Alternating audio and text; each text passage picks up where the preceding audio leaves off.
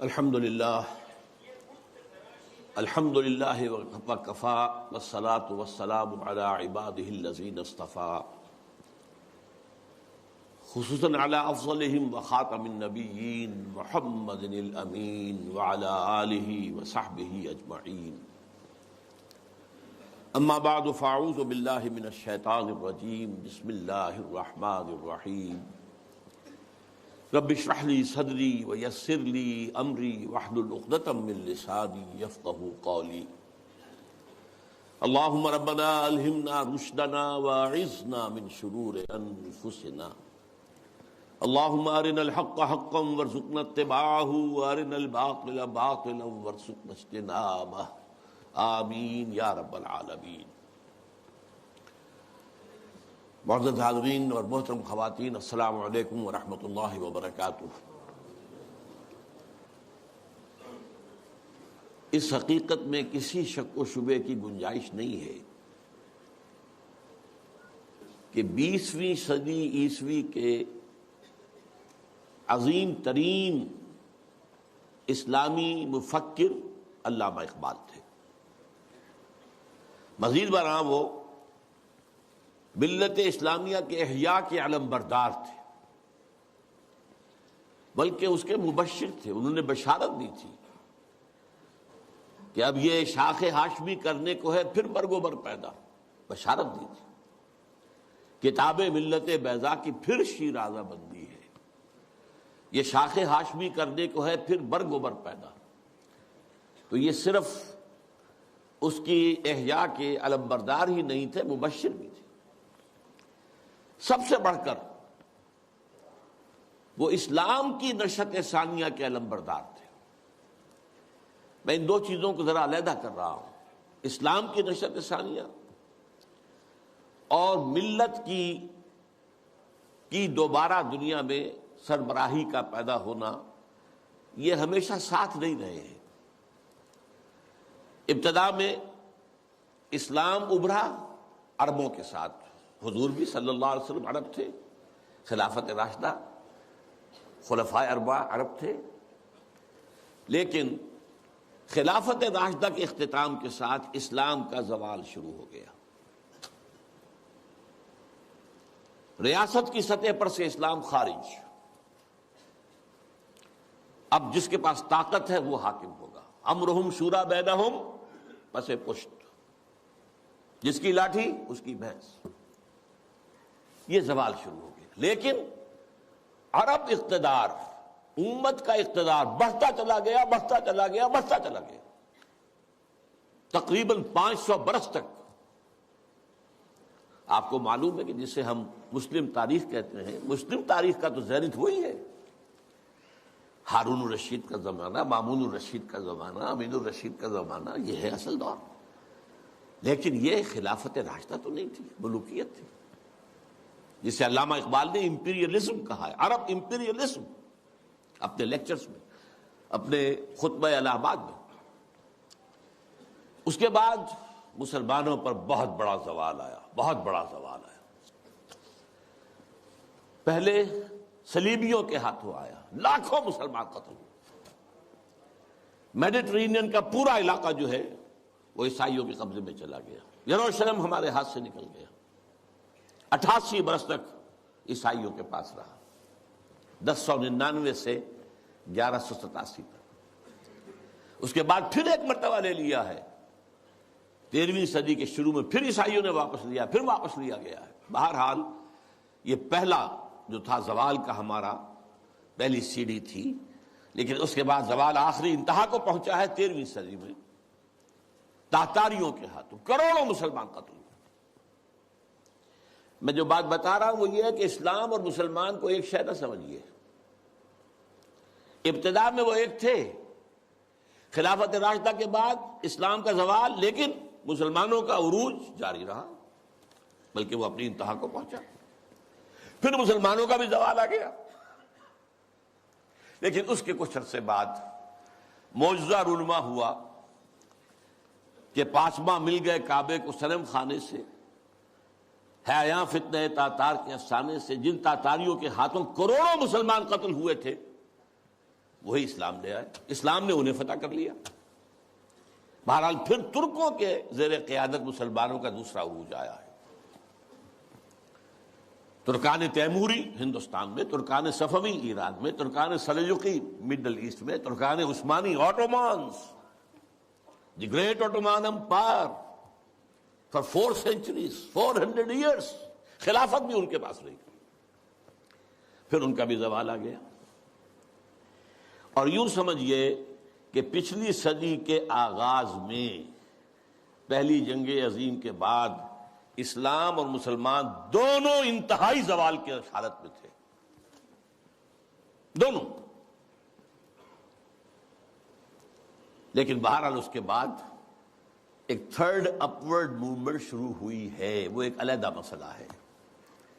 لیکن میں یہ عرض کر رہا تھا کہ علامہ اقبال ملت اسلامیہ کی بھی احیاء کے علمبردار تھے اور اسلام کی نشست ثانیہ کے بھی علمبردار تھے، یہ دونوں چیزیں ان کے ہاں بیک وقت موجود ہیں۔ البتہ ایک بات نوٹ کر لیجئے، کوئی انسان بڑے سے بڑا مفکر ایسا نہیں ہوتا کہ ابتدا ہی سے اس کا فکر پختہ ہو، اسے منازل میں سے گزرنا ہوتا ہے، لَتَرْكَبُنَّ طَبَقًا عَنْ طَبَقٍ، درجہ بدرجہ آگے جانا ہوتا ہے۔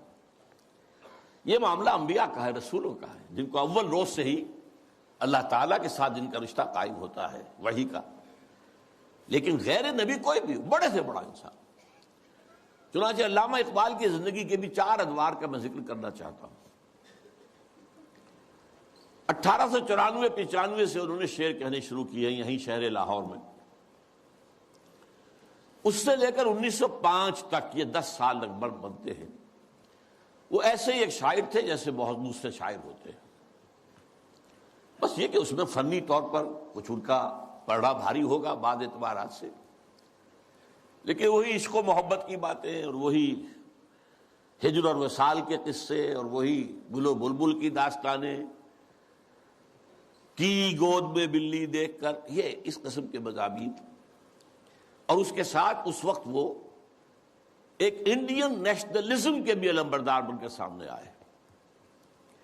ایک نیا شوالہ اس دیش میں بسائیں، گویا کہ ہندوستان مسلمان، ہندو اور مسلمان مل کر کوئی ایک معبد تعبیر کریں۔ شاید یہ صدائے بازگشت تھی اکبر کے فلسفہ دین الہی کی، یا پھر اس کے بعد راجہ رام موہن رائے کا جو مجلس ایزدی تھی، برہمو سماج، ایک نیا شوالہ اس دیش میں بسا۔ اور اس میں سے یہ بھی ہے ترانہ ہندی، سارے جہاں سے اچھا ہندوستاں ہمارا، ہم بلبلیں ہیں اس کی، وہ گلستاں ہمارا، وغیرہ وغیرہ۔ یہ 2 نکات میں نے آپ کے سامنے نوٹ کیے ہیں۔ یہ ہے 1905 تک کا معاملہ۔ 1905 سے لے کر 1908 تک 3 برس علامہ اقبال نے یورپ میں گزارے ہیں، برطانیہ میں اور جرمنی میں۔ اس دور میں ان کے اندر ایک عظیم انقلاب برپا ہوا ہے۔ وہ انقلاب کیا تھا؟ ایک انہی کا مصرع جو ہے بورو کر رہا ہوں، مسلمان کو مسلمان کر دیا طوفان مغرب نے۔ اقبال جب یورپ گیا تھا اتنا مسلمان نہیں تھا جتنا کہ وہاں جا کر مسلمان ہوا ہے۔ یہ ایک بڑا نیچرل ری ایکشن ہوتا ہے اگر کسی شخص کی ابتدائی اور بنیادی تربیت کے اندر دین کا عنصر موجود ہو، جیسا کہ علامہ اقبال کے ہاں تھا۔ ان کی والدہ ایک بہت نیک سیرت مسلمان خاتون، ان کے والد ایک صوفی منش بزرگ، پھر ان کے استاد علامہ میر حسن، یہ ان کی شخصیت کے جو ابتدائی جو کردار سازی کا دور ہوتا ہے اس کے اندر اہم ترین جو ہے عوامل تھے۔ پھر جو کچھ ہوا، لاہور میں آئے، گورنمنٹ کالج میں رہے بھی کیا، یہاں پر رہے، وہ کچھ دور اور تھا۔ لیکن انگلستان جاتے تو معلوم ہوتا ہے کہ شعلہ بھڑک اٹھا، مسلمان کو مسلمان کر دیا طوفان مغرب نے۔ پھر وہاں کے فلسفے، فکر، نظریات، اس کا جو مطالعہ کیا تو اس میں خود اپنی کیفیت کو بیان کیا ہے کہ عذاب دانش حاضر سے باخبر ہوں میں کہ میں اس آگ میں ڈالا گیا ہوں مثل خلیل علیہ الصلوۃ والسلام۔ کہ جیسے حضرت ابراہیم کو نمرود کی آگ میں ڈال دیا گیا تھا، مجھے بھی اس آگ میں جھونک دیا گیا. یہ تو آگ ہے، یہاں یہ تو عذاب کا ہے، عذاب ہے دانش افرط. لادینیت، الحاد، یہ ساری چیزیں جو ہے رگ و پے میں سرایت کیے ہوئے یہاں پر. لہذا عذاب دانش حاضر سے باخبر ہوں میں کہ میں اس آگ میں ڈالا گیا ہوں مثل خلیل. اللہ نے حضرت ابراہیم کو بھی وہاں سے زندہ و سلامت نکال لیا تھا. علامہ اقبال بھی وہاں سے جب آئے ہیں تو ایک مومن کا ذہن اور فکر لے کر آئے ہیں، مومن کا دل لے کر آئے. اس وقت کی ان کی جو ایکویٹی آف ویژن تھی اس کا اندازہ کیجئے. 1905 سے 8 تک کے حالات، اور انہوں نے مشاہدہ کر لیا تھا کہ فرنگ کی رگے جہاں پنجے یہود میں ہے. اور بھی بہت لوگ جاتے آتے تھے، انگلستان جاتے تھے. کسی نے دیکھا کہ دیکھنے والوں ہی کو دکھائی دیتا ہے، صاحب بصیرت لوگوں ہی کو. تو علامہ اقبال بہت بڑے سیر تھے، دیکھنے والے تھے. ایک تو حال کا مشاہدہ گہرا، اور ایک مستقبل کے بارے میں بھی. ان کی نگاہیں بہت تیز تھی. گاہ میری نگاہ تیز چیر گئی دل وجود. اس کے بعد سن 8 سے 1938 تک 30 برس. اب یہ ہے ان کا وہ دور جس میں اگرچہ انہوں نے شاعری کو جاری رکھا ہے، شاعری کی ہے، لیکن ساتھ ہی یہ بھی کہا ہے مرا یاراں غزل خانے شمردند، مجھے خامخواہ لوگوں نے شاعر سمجھ لیا ہے، غزل خاں سمجھ لیا ہے. اور شکوہ کیا ہے کہ ہر کسے از ظن خود شد یاد من وز درون من نجست اسرار من. میرے بہت سے دوست بنے ہوئے ہیں، عقیدت مند ہیں، آتے ہیں، سب کچھ ہے، لیکن کوئی میرے اندر جھانک کر نہیں دیکھتا کہ اس کے اندر ہے کیا. وہ کیا چیز ہے جو مجھے بے چین کیے ہوئے، اس سے کسی کو دلچسپی ہی نہیں ہے. یہ جو دور ہے 30 برس کا، میرے نزدیک اس میں اقبال کی سب سے بڑی حیثیت یہ ہے کہ وہ قرآن مجید کا اس دور کا سب سے بڑا شارح ہے. میں لفظ تفسیر استعمال نہیں کر رہا، وہ ایک ٹیکنیکل ٹرم ہو جائے گی. شارح اقبال قرآن، اور ساتھ ہی سب سے بڑا داعی ہے. میرے علم میں نہیں ہے کہ کسی اور شخص نے اس شد و مت کے ساتھ مسلمانوں کو قرآن کی طرف دعوت دی ہو کہ لوٹو قرآن کی طرف. سادہ ترین الفاظ میں وہ زمانے میں معزز تھے مسلمان ہو کر، اور تم خار ہوئے تاریک قرآن ہو کر.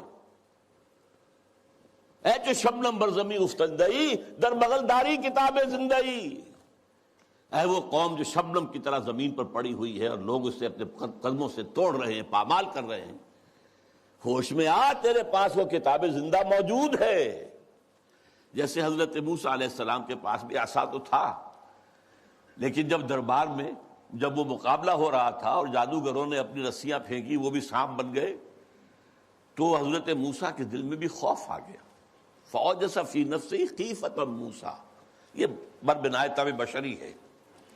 اس طرح کی چیز کا معاملہ انبیاء کی عصمت کے منافی نہیں ہے، بربنائے طبع بشری. کہ میرا معجزہ بھی تو یہی تھا نا جو اللہ نے دیا تھا، کہ میرا عصا جو ہے وہ اژدہا بن گیا، یہ تو انہوں نے سانپ بنا دیے. اب کیا ہوگا؟ تالی پٹ جائے گی. اب تو مجمع خود کہا تھا کہ جمع کرو لوگوں کو. اس وقت اللہ نے فرمایا جو تیرے ہاتھ میں اسے پھینکو، ذرا ڈالو تو صحیح، دیکھو تو صحیح، ڈرو نہیں. وہ جب ڈالا ہے اور اس نے وہ سارے ہڑپ کر لیے، اس جو بنا وہ اژدہا، وہ جو جتنی بھی بنی تھی وہ بظاہری وہ سانپ، وہ سب کے ساتھ ہڑپ کے اب سجدے میں گر پڑے ساجدوں کر القی السحرۃ ساجدین. اسی طرح یہ امت آج اگرچہ موجود ہے، عصائے موسوی بغل میں ہے، سانپوں سے ڈر رہے ہیں. در بغل داری کتاب زندئی، اے تو شبنم بر زمیں افتندئی. میں تفصیل میں نہیں جا سکتا. میری ایک کتاب ہے علامہ اقبال اور اس میں نے تفصیل سے علامہ اقبال کے شارح قرآن ہونے کے اعتبار سے میں نے انہیں رومی ثانی قرار دیا. رومی کے بارے میں حضرت جامی رحمہ اللہ نے جو اشعار کہے تھے، مثنوی مولوی معنوی ہست قرآن در زبان پہلوی. یہ جو مولوی معنی، مولوی روم، ان کی جو مثنوی ہے، یہ فارسی زبان میں، پہلوی زبان میں قرآن ہی ہے، قرآن ہی کے مفاہیم ہیں، قرآن ہی کے مقاصد ہیں، قرآن ہی کا فکر ہے، قرآن ہی کا فلسفہ ہے جو بیان کیا گیا۔ منچے گویم وصف عالی جناب نیست پیغمبر ولیکن دارت کتاب۔ میں کیا کچھ وصف بیان کروں مولانا روم کا، وہ پیغمبر تو نہیں تھے لیکن کتاب ان کے پاس تھی، کتاب جو ہے مثنوی مولوی ایمان۔ بالکل یہی بات جامی ہی کے طرح کے بہت بڑے شاعر تھے جالندھر کے گرامی، اور انہوں نے یہ بات کہی تھی، در دیدہ مانی نگراں حضرت اقبال، پیغمبر یہ کر دو پیغمبر نتنا شد۔ جو لوگ معنی پر نگاہ رکھتے ہیں، جو لوگ صرف الفاظ کو نہیں دیکھتے، گہرائی میں جاتے ہیں، ان کے نزدیک تو حضرت اقبال کا معاملہ یہ ہے کہ انہوں نے پیغمبری کی ہے، اگرچہ انہیں پیغمبر نہیں کہہ سکتے، معاذ اللہ ثم معاذ اللہ ثم معاذ اللہ۔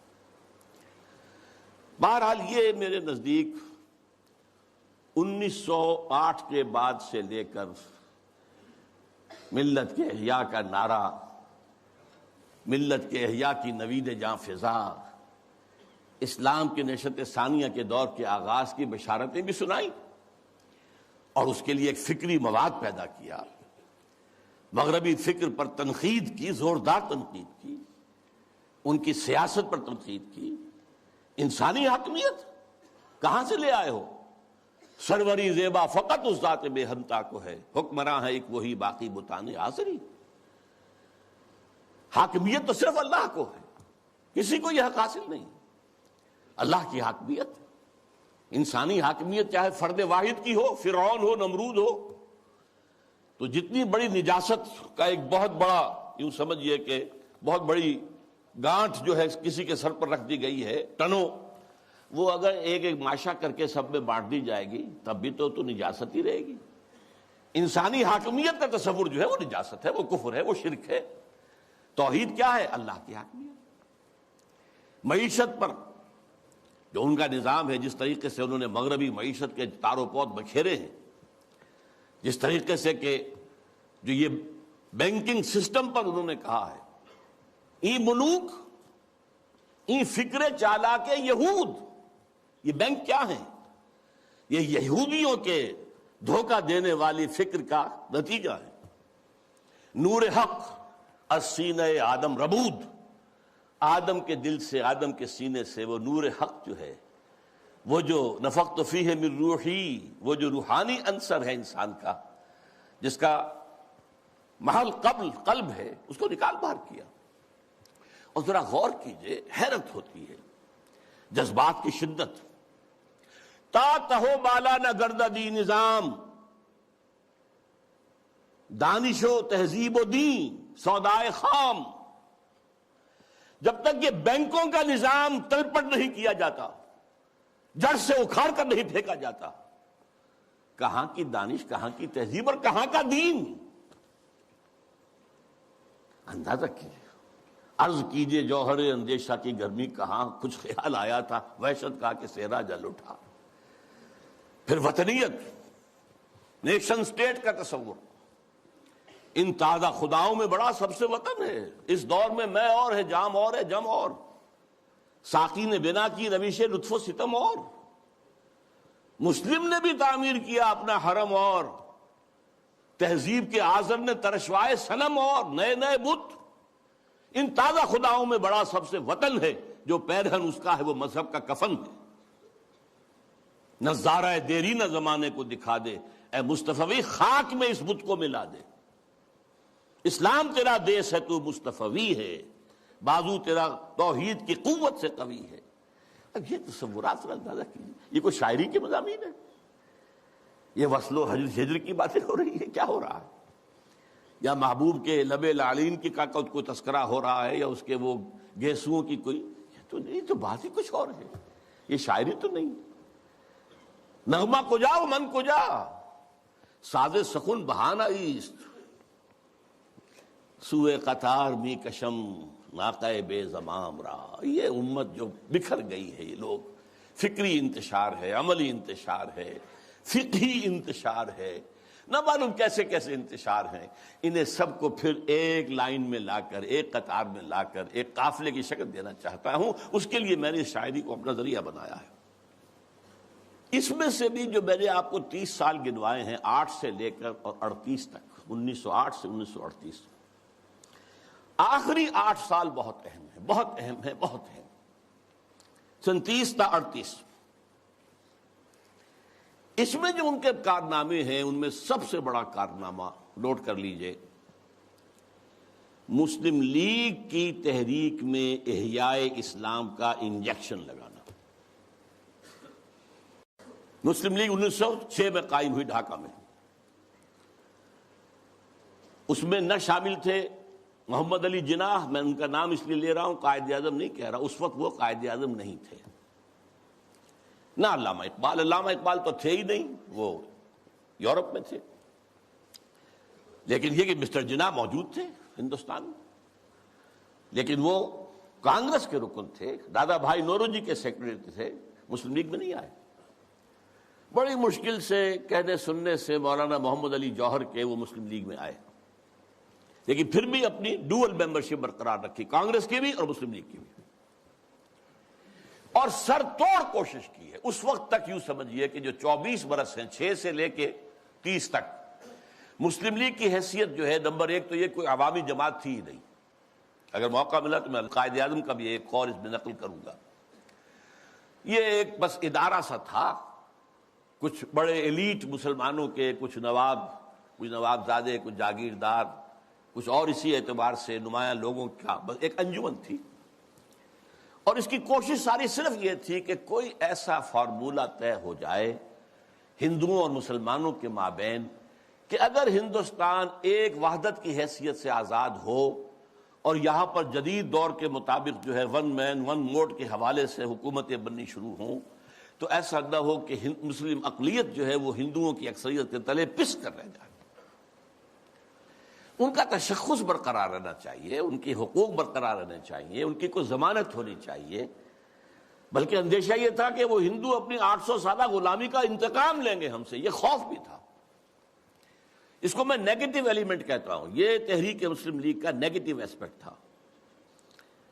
لیکن اور اس میں جان لیجئے کہ سب سے بڑا رول پلے کر رہا تھا محمد علی جناح، جسے کہا گیا تھا اتحاد کا سفیر، اور یہ ہندو ہیں دینے والے ان کو یہ خطاب. سر توڑ کوشش کی ہے، آخر مایوس ہو گیا.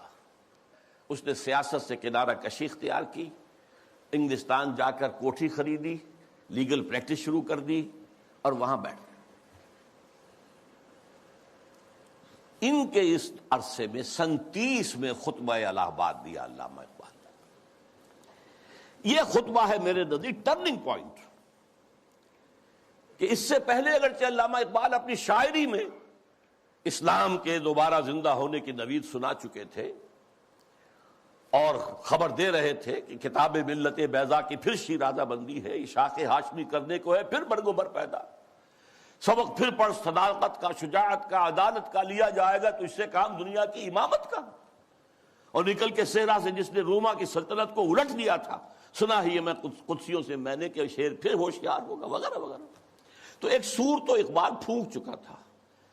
جو بھی تعلیم یافتہ لوگ تھے ہندوستان میں مسلمان، خاص طور پر شمالی ہند میں زیادہ، لیکن حیدرآباد دکن میں بھی بہت ہی اس کا گہرا اثر تھا. لیکن یہاں آ کر اب مسلم لیگ کے صدر کی حیثیت سے انہوں نے انجیکشن لگایا. وہ انجیکشن کیا تھا؟ نمبر ایک، مسلمان ایک علیحدہ قوم ہیں، قومیت کی کسی بھی تعریف پر پورے اترتے. یہ ان کا فلسفیانہ حصہ ہے اس خطبے کا.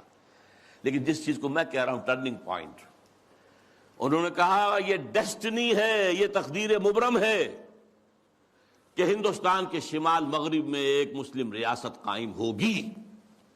It was not a proposal, it was a prophecy, destiny. Number ایک.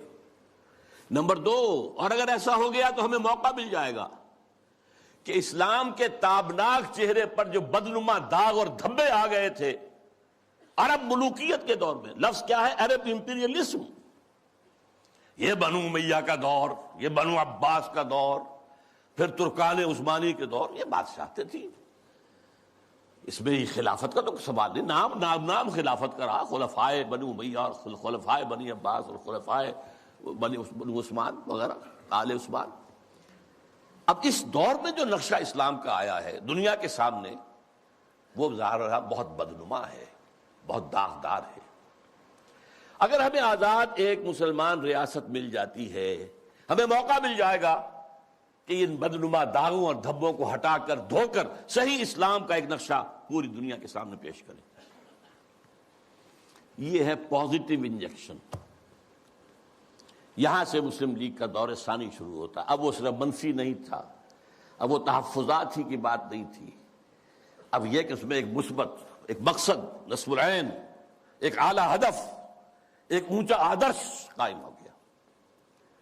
اس زمانے میں اسم اکرام صاحب جو ہیں، جن کی مشہور کتابیں ہیں روض کوثر، موج کوثر، آب کوثر، بہت ہی بڑے پڑھے لکھے آدمی تھے۔ اس زمانے میں آکسفورڈ میں پڑھتے تھے۔ قائد اعظم سے ملاقات کے لیے گئے اور کہا آپ کیوں چھوڑ کر آ گئے ہندوستان کو؟ ہندوستان کے مسلمانوں کو آپ کی قیادت کی ضرورت ہے۔ میں حیران ہو گیا ان کے دو جملے پڑھ کر۔ ہندوز آر انکوریجیبل، ہندو ناقابل اصلاح ہے۔ میں نے سر توڑ کوشش کر کے دیکھ لی، وہ کوئی عقل کی بات سننے کو تیار نہیں۔ Hindus are incorrigible. اور مسلمانوں کا حال یہ ہے کہ ان کا بڑے سے بڑا لیڈر جو بات مجھ سے صبح کہتا ہے، شام کو جا کر وہ اپنی سطح کے مطابق یا ڈپٹی کمشنر سے یا گورنر سے کہہ دیتا ہے۔ تو ایسی قوم کی رہنمائی میں کیسے کروں؟ لیکن پھر یہ اقبال ہے جو میدان میں آیا ہے۔ 1932 کی گول میز کانفرنس میں شرکت کے لیے علامہ اقبال لندن گئے۔ محمد علی جناح اس میں شریک نہیں تھے کیونکہ وہ تو سیاست چھوڑ چکے تھے۔ اس موقع پر محمد علی جناح سے ملاقاتیں کی ہیں علامہ اقبال نے، اور یہی مثبت انجیکشن ان کو لگایا۔ تو وہی انجیکشن جو ہے اقبال نے مسلم لیگ میں بحیثیت مسلم لیگ 1930 میں لگایا، اور محمد علی جناح کے جسم میں 1932 میں لگایا، اور اس نے جناح کی قلب ماہیت کر دی، جناح کو بدل کر دیا۔ اور میں اسے کہا کرتا ہوں کہ جیسے مولانا روم کہتے ہیں، مولوی ہرگز نہ شد مولائے روم، تا غلام شمس تبریز نہ شد۔ شمس تبریز کی ملاقات سے پہلے میں مولوی تھا، مولوی۔ مجھے جو مولائے روم بننے کی سعادت حاصل ہو گئی ہے، یہ تو شمس تبریز کی صحبت۔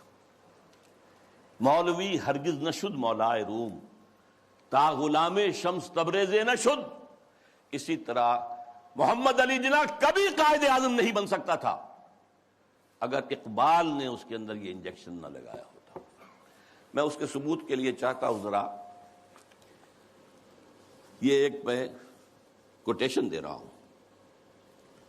21 اپریل 1932 کو جب علامہ کا انتقال ہوا ہے، تو اس وقت جو ہے ایک بہت بڑی پبلک جلسہ جو ہے ہو رہا تھا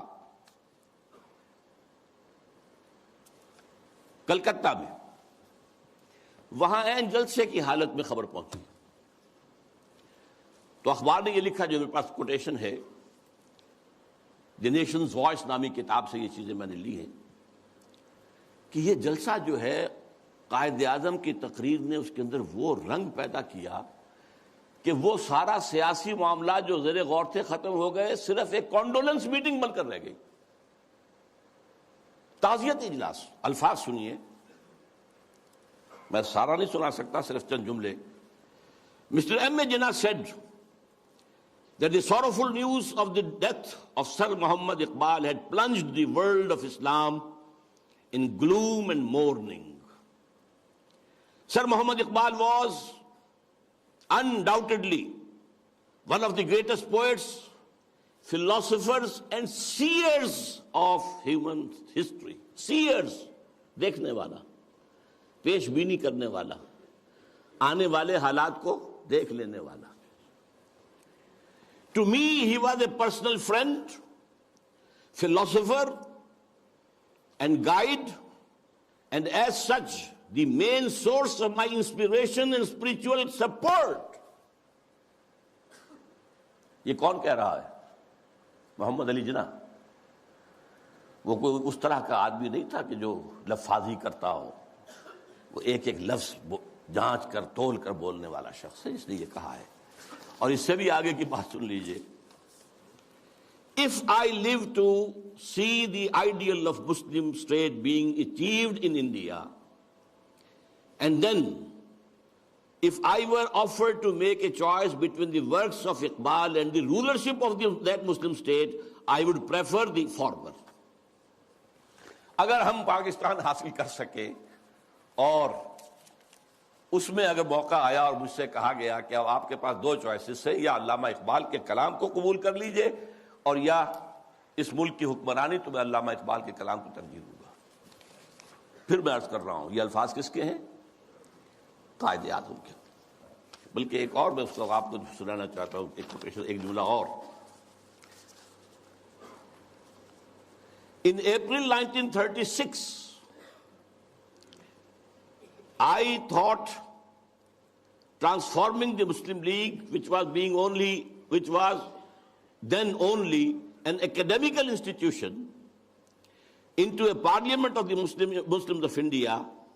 From that time to the end of his life, he, yani Iqbal, continued, he continued, Qaid Azam ne kaha, he continued, Iqbal stood as a rock by him. He was not only a great poet who had a permanent place in the history of the world's best literature, but he was also a very dynamic personality. بہرحال یہ پہلی بات تھی جو میں نے گنوائی ہے. دوسری بات جو نگاہوں سے بالکل پوشیدہ ہے، یہ بات بھی خفی ہے. اقبال کا انفلوئنس قائد اعظم پر یہ لوگوں کے ذہنوں میں نہیں ہے، جس کو میں چاہتا ہوں کہ واقعتاً سمجھا جائے، تاریخ کے آئینے میں دیکھا جائے.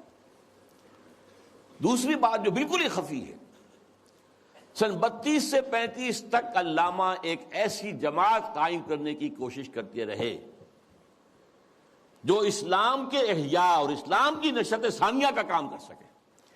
حالانکہ وہ مسلم لیگ میں تھے، قائد اعظم کے ساتھی تھے، ان کے ساتھ ادنا کارکن کی حیثیت سے بھی شریک رہے، انہوں نے ہی 1930 کا خطبہ دیا. لیکن وہ یہ محسوس کرتے تھے اور صحیح محسوس کرتے تھے کہ مسلم لیگ کی تحریک کے نتیجے میں ایک مسلم قومی ریاست تو قائم ہو سکتی ہے، اسلامی ریاست قائم نہیں ہو سکتی. لہذا سن 32 سے 35 تک کے عرصے کے درمیان ان کی کوشش رہی کہ ایک جماعت بنے. وہ جماعت کیا ہو؟ پریکٹسنگ مسلمز کے اوپر مشتمل ہو، جو اسلام پر عمل کرے. ویسے یہ کتاب پوری تفصیل سے آپ اس میں پڑھ سکیں گے، علامہ اقبال کی آخری خواہش. یہ پورا ڈاکومنٹ ہے، اللہ کا شکر ہے کہ جو اب سامنے آ چکا ہے. پھر یہ کہ اس کا نظم جو ہے عمارت کی بنیاد پر ہو، صدارت کی بنیاد پر نہیں. وہ عمارت بیعت کی بنیاد پر ہو اور وہ کبھی الیکشن میں حصہ نہ لے. یہ چار چیزیں نوٹ کر لیجئے. یہ بہت سے اعتبارات سے مسلم لیگ کا اینٹی تھیسس بنتا ہے. اس کی کوشش کر رہے تھے. اس کی وجہ کیا ہے؟ وہ بات جو بعد میں علامہ کے انتقال کے 2 سال بعد مولانا مودودی نے کہی ہے 1940 میں اسٹریچی ہال علی گڑھ یونیورسٹی میں، جو ایک کتاب کی شکل میں شائع ہوتی ہے، اسلامی حکومت کیسے قائم ہوتی ہے.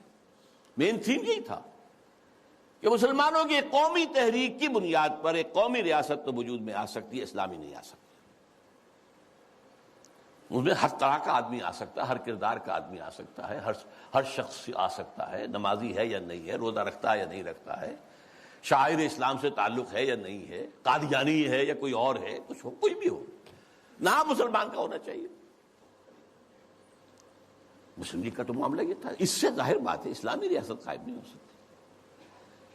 یہ بات علامہ اقبال کے دل کی بات ہے. مولانا مودودی کو بلانے والے دکن سے علامہ اقبال تھے. مسلم نیشن ہوڈ کی بات جو 1930 میں علامہ اقبال نے کی تھی اپنے خطبے میں، اسے نہایت سلیس پیرائے کے اندر واضح کرنے والے علامہ مولانا مودودی تھے، مسئلہ قومیت کے نام سے. اسی آخری دنوں میں یہ جو نظمیں ان کی آئی ہیں جو 1935 کے بعد کہی گئی ہیں، اور جو ان کی زندگی میں شائع بھی نہیں ہوئی. یہ ان کے زندگی بھر کی سوچ کا نچوڑ ہے. ظاہر بات ہے جو میں نے کہا تھا کہ مفکر ہو، فلسفی ہو، اس کے فکر میں ارتقا ہوتا ہے، ارتقا ہوتے ہوتے وہ اپنی انتہا کو پہنچتا ہے. لہذا اقبال کے فکر کا ارتقا جو ہے وہ ان نظموں میں ہے کہ جو ان کے انتقال کے بعد شائع ہوئی ہیں. ارمغان حجاز ان کی زندگی میں شائع نہیں ہو سکی، چونکہ اس وقت تک اردو کی نظمیں تھیں بہت کم، علیحدہ کتابی شکل میں نہیں شائع کی گئی، بلکہ فارسی کے ساتھ ہی ملا کر اس کو فارسی اردو جمع کر کے شائع کیا گیا. اور دوسرے جیسا کہ میں نے عرض کیا، انہوں نے ایک نئی جماعت کا جو ہے تصور پیش کیا اور کوشش کی کہ وہ قائم ہو جائے. ایک چھوٹا سا نکتہ اور کہ میں نے اپنے لیے ایک لقب اختیار کیا ہے، یکے از رگ ہائے ساز اقبال.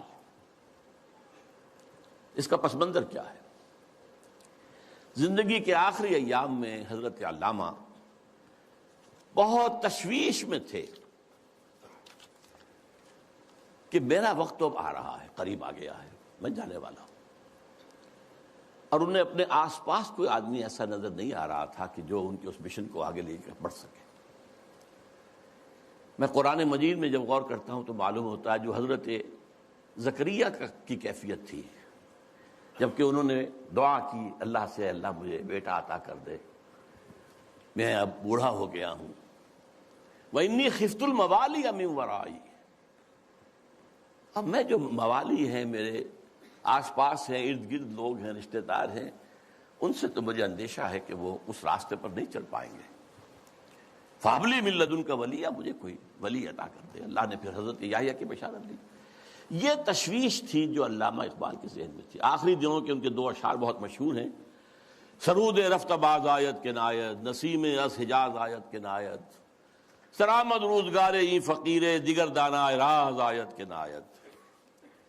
اچھا، دیگر دانا راز کے بارے میں ایک اور ان کی نظم جو ہے جو زبور عجم میں ہے، اس کا بھی مرکزی شعر یہی ہے. پہلا شعر بہت اہم ہے، اگرچہ میرے اس وقت کے موضوع سے متعلق نہیں ہے، لیکن میں اس کا ذکر کروں گا ضرور، اس لیے کہ علامہ کے بارے میں ایک عام غلط فہمی یہ ہے کہ وہ حضرت مہدی کے ظہور اور حضرت عیسیٰ کے نزول کے قائل نہیں تھے. ایسی بات غلط ہے. یہ زبور عجم کی نظم سنا رہا ہوں آپ کو. خضر وقت از خلوت دشت حجاز آید برون، کارواں زی وادی دور و دراز آید برون. یہاں حضرت مہدی کے لیے خضر وقت، اپنے وقت کا خضر، رہنما، وہ لفظ استعمال کیا ہے، مذہبی اصطلاح استعمال نہیں کی ہے. لیکن خلوت دشت حجاز سے برآمد ہوں گے. اس میں شیعہ سنی دونوں کنسپٹ جمع ہو گئے. شیعوں کے نزدیک ان کے 12ویں امام روپوش ہے، وہاں سے برآمد ہو جائیں گے. اور سنیوں کے نزدیک حضرت ام سلمہ رضی اللہ تعالی عنہ کی ایک روایت کے مطابق وہ روپوش ہوں گے، مکے میں چھپے ہوئے ہوں گے. تو یہ دونوں تصورات جمع ہو گئے. خلوت دشت حجاز، خضر وقت از خلوت دشت حجاز آیت بروں، کارواں زی وادی دور و دراز آیت بروں. قافلہ جو چلے گا وہ اس وادی دور و دراز سے، اس کون سی وادی؟ جہاں اقبال تھا. اور حضور کی حدیث ہے، یخرج ناس من المشرق یوطئون للمہدی، یعنی سلطانی ہی، مشرق کے ایک ملک سے فوجیں آئیں گی جو حضرت مہدی کی حکومت کو قائم کریں گی، مضبوط کریں گی. اس حدیث کی تعبیر ہے کہ کارواں زی وادی دور و دراز آیت بروں. اب اس میں ایک درمیانی شعر بھی ہے، عمر حاضر کعبہ و بتخالہ می نالد حیات، تاز بزم عشق یک دانائے راز آیت بروں. دانائے راز جو ہے وہ کوئی روز روز پیدا نہیں ہوتا. عمر نسل بعد نسل حیات انسانی جو ہے کعبہ اور بت خانے میں نالا کرتی رہتی ہے، فریاد کرتی رہتی ہے، فغاں کرتی، تب کہیں جا کر کوئی ایک دانائے راز برآمد ہوتا. تو دانائے راز تو اب تک کوئی اور نہیں آیا ہے اقبال کے بعد. اللہ چاہے گا تو اب وجود میں آ جائے گا، ابھی تک تو نہیں آیا. البتہ اس نظم کے آخری شعر کے حوالے سے کس قدر پیارا شعر ہے، اس میں شعریت بھی اپنی انتہا کو ہے. چنگ را گیرے دست دستم کہ کارز دست رفت، نغمام خون گشت و از رگہائے ساز آیت بروں. اے لوگوں میرے ہاتھ سے یہ ساز لے لو، یہ ستار اب لے لو، میرے ہاتھ سے لے لو، میرے ہاتھ کا کام تو ہو چکا، میری انگلیوں نے اس میں ساز بھر دیا ہے، اس میں جو نغمہ ہے وہ بھر دیا ہے، نغمہ میرا نغمہ خون گشت، خون بن کر ان تاروں میں دوڑ رہا ہے جیسے انسانی رگوں کے اندر خون دوڑتا ہے، از رگ ہائے ساز آیت بروں، یہاں سے خود بخود باہر نکلے گا۔ چنانچہ بہت سے لوگوں نے، اللہ کا شکر ہے، کام کیا ہے۔ مرزا محمد منور صاحب بھی ہیں ہمارے جنہوں نے یہ کام کیا ہے، چودھری مظفر حسین صاحب بھی ہیں، اب ڈاکٹر فتح محمد ملک ہے، اور لوگ بھی بہت سے ہیں۔ تو میں ان کو کہتا ہوں رگ ہائے ساز اقبال، لیکن میں نے خود اپنے لیے یہ لقب اختیار کیا ہے کہ یکے از رگ ہائے ساز اقبال، اقبال کے ساز کے تاروں میں سے ایک تار میں بھی ہوں۔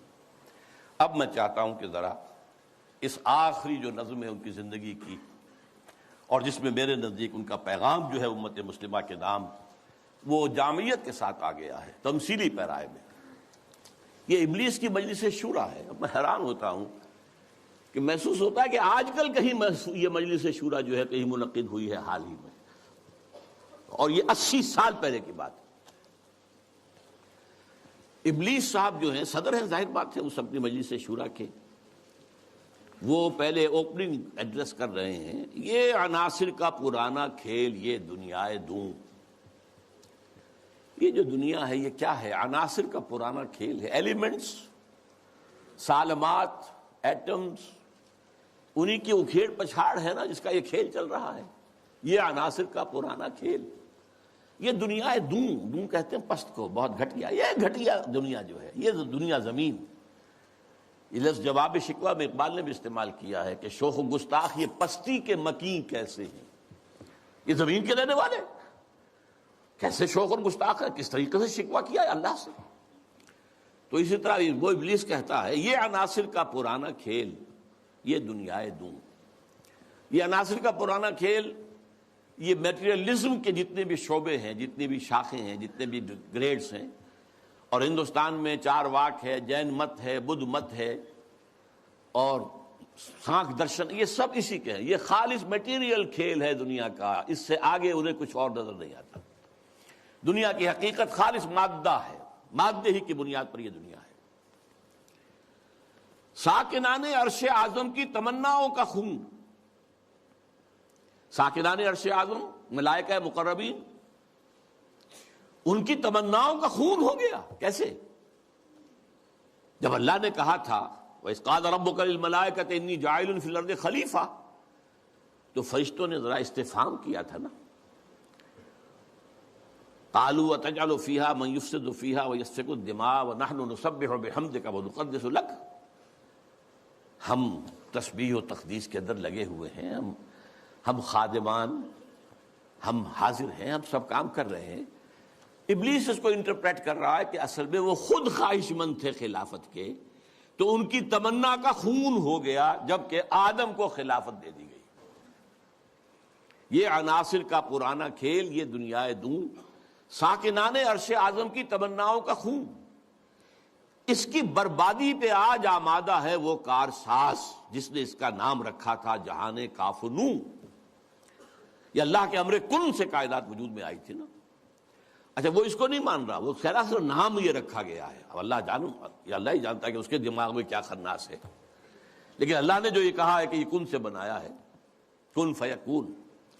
آج معلوم ہوتا ہے ابلیس کہتا ہے کہ اس کی بربادی پر خدا نے فیصلہ کر لیا ہے، جس نے اس کو بنایا تھا وہ اب اس کی بربادی کے در پہ ہے۔ اس کے دونوں معنی ہو سکتے ہیں، ایک تو یہ بھی کہ اسے محسوس ہو رہا ہے کہ قیامت اب قریب آ رہی ہے، یہ کھیل جو ہے اور یہ خیر و شر کی کشاکش ستیزہ کار رہا ہے ازل سے تا امروز، چراغ مصطفی سے شرار بولہبی، یہ جو ہے اب آخری اینڈ پہ آ رہا ہے اس ڈرامے کا۔ یہ ڈرامہ دکھائے گا کیا سین، پردہ اٹھنے کی منتظر ہے نگاہ۔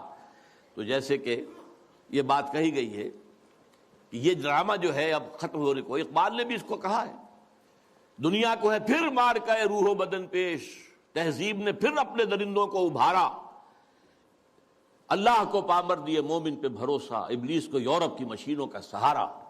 تو وہ بھی محسوس کر رہا ہے کہ شاید اب وہ قیامت ختم ہے اور یہ کھیل اب آخری سین پر آ گیا ہے۔ اور شاید اس کا مفہوم یہ ہو کہ اس دنیا میں ہم نے شرک کا،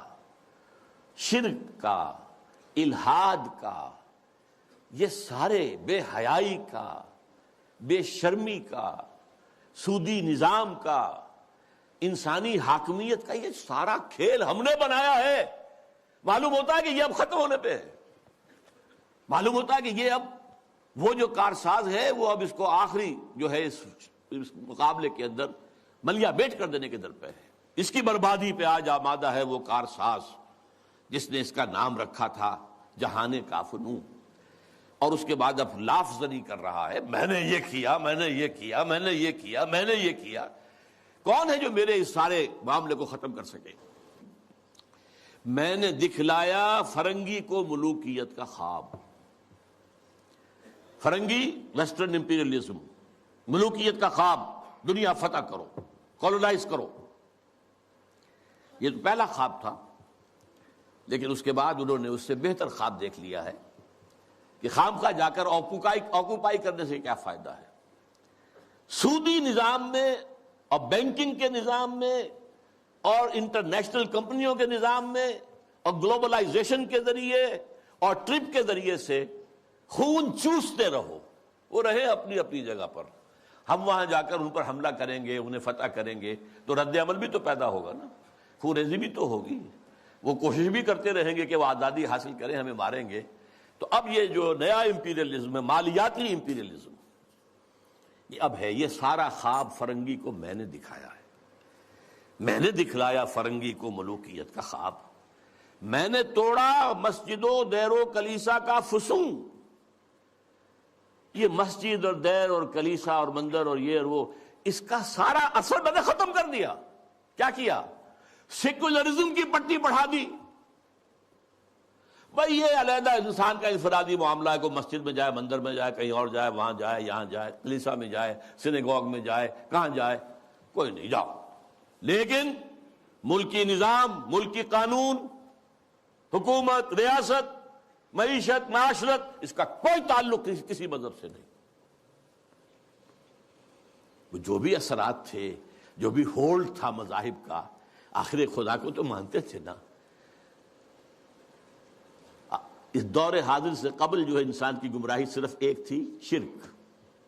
وہ کیا ہے؟ ایک بڑے خدا کے ساتھ چھوٹے چھوٹے خداؤں کو بھی ماننا۔ بڑے خدا کا انکار نہیں تھا۔ اب کیا کیا گیا ہے؟ اس بڑے خدا کو اٹھا کے مسجد میں بند کر دو، مندر میں بند کر دو، سینیگوگ میں بند کر دو، چرچ میں بند کر دو، اور جہاں پورا ہمارا نظام یہ ہم چلائیں گے۔ We are the sovereigns. Sovereignty belongs to us. ہم جو چاہے کریں۔ لہذا میں نے دکھلایا فرنگی کو ملوکیت کا خواب، امپیریلزم، اور میں نے توڑا مسجد و دیر و کلیسا کا فسون، سیکولرزم۔ میں نے ناداروں کو سکھلایا سبق تقدیر کا۔ ناداروں کو، غریبوں کو میں نے کہا بھائی ٹھیک ہے، یہ تمہاری قسمت ہے، تم کسان ہو، ہاری ہو، تمہاری قسمت یہی ہے، اس کی طرف سے ہے، رب کی طرف سے ہے۔ کوئی بغاوت کا خیال پیدا نہ ہو جائے، کہیں کو کھڑے ہو کر کوئی ریزسٹنس کی موومنٹ شروع نہ کر دینا۔ تقدیر ہے، تن بے تقدیر، تقدیر کے حوالے۔ میں نے ناداروں کو سکھلایا سبق تقدیر کا، میں نے منعم کو دیا سرمایہ داری کا جنوں۔ یہ لفظ منعم جو ہے عربی کا، یہ منعم بھی ہو سکتا ہے، منعم بھی ہو سکتا ہے۔ منعم اس میں فاعل ہے، منعم اس میں مفعول ہے۔ منعم نعمتیں دینے والا، منعم جس کو نعمتیں دی گئیں۔ یعنی یہ بھی ہو سکتا ہے کہ پہلے جن کے پاس دولت ہوتی تھی وہ اس کو خیرات کرتے تھے، صدقات کرتے تھے، خیر کے کاموں میں لگاتے تھے، پن کے ثواب کے کاموں میں لگاتے تھے۔ میں نے اس کے بجائے کہا بیگم پاگل ہو گئے ہو، جمع کرو سرمایہ داری۔ میں نے منعم کو دیا سرمایہ داری کا جنون، اور جس کے پاس فاضل سرمایہ دولت اللہ نے دی تھی، اس کا جو طریقہ تھا کہ یسألونک ماذا ينفقون قل العفو، میں نے کہا نہیں، جو بھی ہے جمع کرو، جمع فاوعى، جس نے جمع کیا اور خوب پھر سینت کر رکھا، سنبھال کر رکھا، بچا کر رکھا. یا کہا جمع مالا وعددہ یحسب ان مالہ اخلدہ. یہ سبق میں نے دولت مند کو سکھا دیا. تو میں نے ناداروں کو سکھلایا سبق تقدیر کا، میں نے منعم کو دیا سرمایہ داری کا جنون. کون کر سکتا ہے اس کی آتش سوزاں کو سرد، جس کے ہنگاموں میں ہو ابلیس کا سودے دروں؟ کون ہے؟ میں نہیں ماننے کو تیار کہ ہمارے اس پورے کھیل کو کوئی طاقت ہے ایسی کہ جو ختم کر سکتی ہے.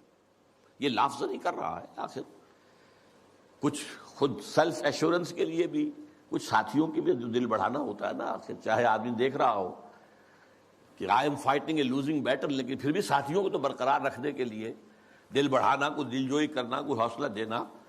کون کر سکتا ہے اس کی آتش سوزاں کو سرد، جس کے ہنگاموں میں ہو ابلیس کا سودے دروں، اور جس کی شاخیں ہوں ہماری آبیاری سے بلند؟ کون کر سکتا ہے اس نخل کہن کو سرنگوں؟ بس یہ خطاب تو ختم ہو گیا. لیکن سوال یہ سمجھ میں نہیں آیا کہ آپ نے یہ مجلس شورا بلائی کائے کے لیے؟ تو پہلا مشیر جو ہے وہ گویا ہوتا ہے. اس میں کیا شک ہے کہ محکم ہے یہ ابلیسی نظام.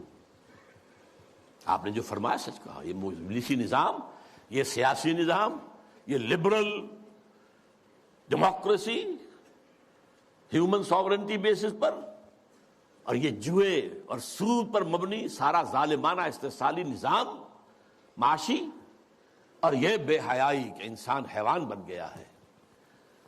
اقبال نے اپنی وہ جو ذرا غزلیں ان کی بانگ درا کے آخر میں ہیں، کچھ استہزائیہ انداز میں بھی ہے. یہ کوئی دن کی بات ہے مرد ہوش مند، غیرت نہ تجھ میں ہوگی نہ زن اوٹ چاہے گی. وہ اوٹ بھی نہیں رہے گی.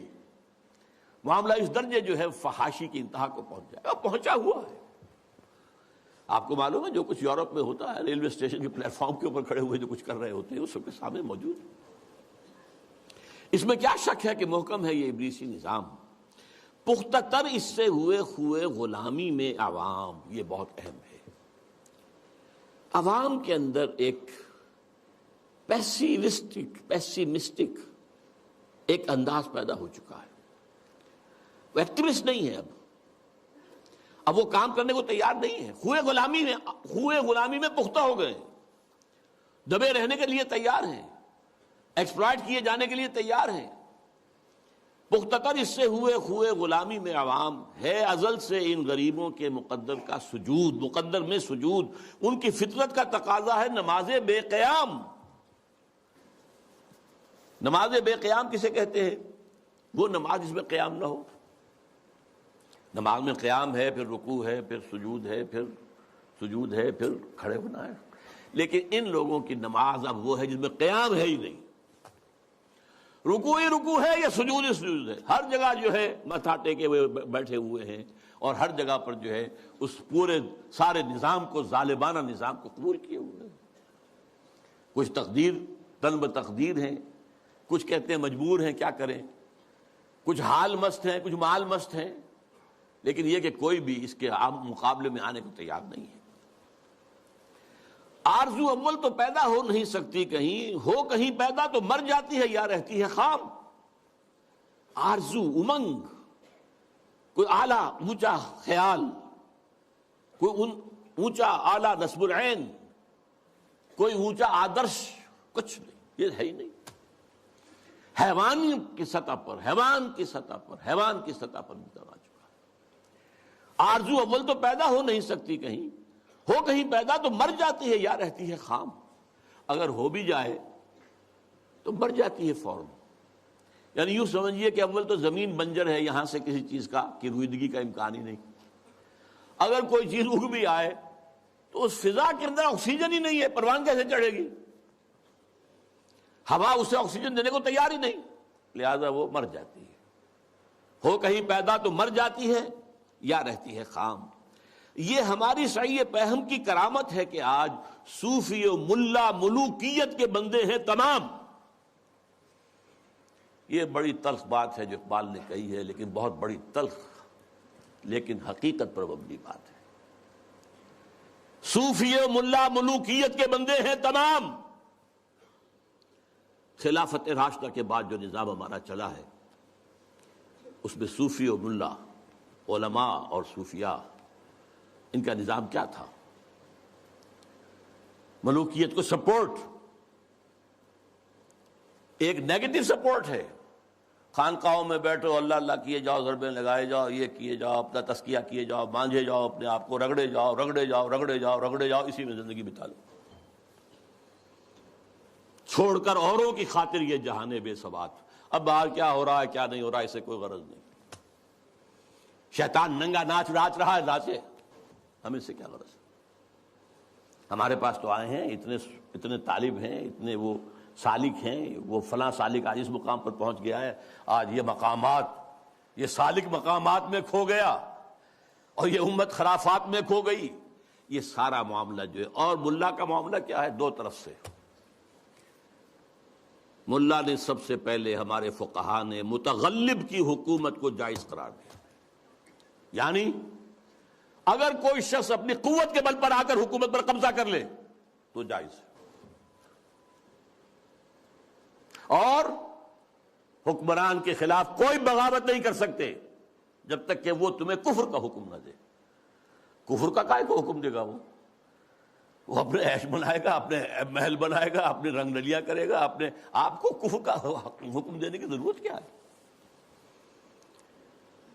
یہ تصور ہے جو سنی اسلام کے اندر اس کی رگوں میں چلا گیا اور اس نے سن کر دیا اسلام کو۔ استثناء اگر ہے تو شیعہ اسلام ہے، وہ تسلیم نہیں کرتے، چاہے کھڑے نہ ہو، مقابلہ نہ کریں، تسلیم نہیں کرتے، ذہناً ریکنسائل نہیں کرتے، نفرت کرتے ہیں۔ یہی ان کی پوری تاریخ کے اندر ہے۔ لیکن ہمارے ہاں کیا ہے؟ شیخ الاسلام بن کر بیٹھے ہوئے ہیں۔ استاد نے، امام ابو حنیفہ نے تعاون گوارا نہیں کیا اس ملوکیت کے ساتھ، عہدے کی پیشکش کی گئی، قاضی القضات ہو جاؤ گے تمہارا فتویٰ جو ہوگا وہی قانون بن جائے گا۔ ان کا نہیں، ہرگز نہیں، جیل کاٹی، مارے کھائیں۔ شاگرد نے، قاضی ابو یوسف، عہدہ قبول کر کے تعاون شروع کر دیا۔ استاد نے کہا تھا مزارعت حرام، جس کی زمین ہے خود کاشت کرے۔ شاگرد صاحب نے کچھ تھوڑی سی شرطیں لگا کے مزارعت جائز۔ کیوں؟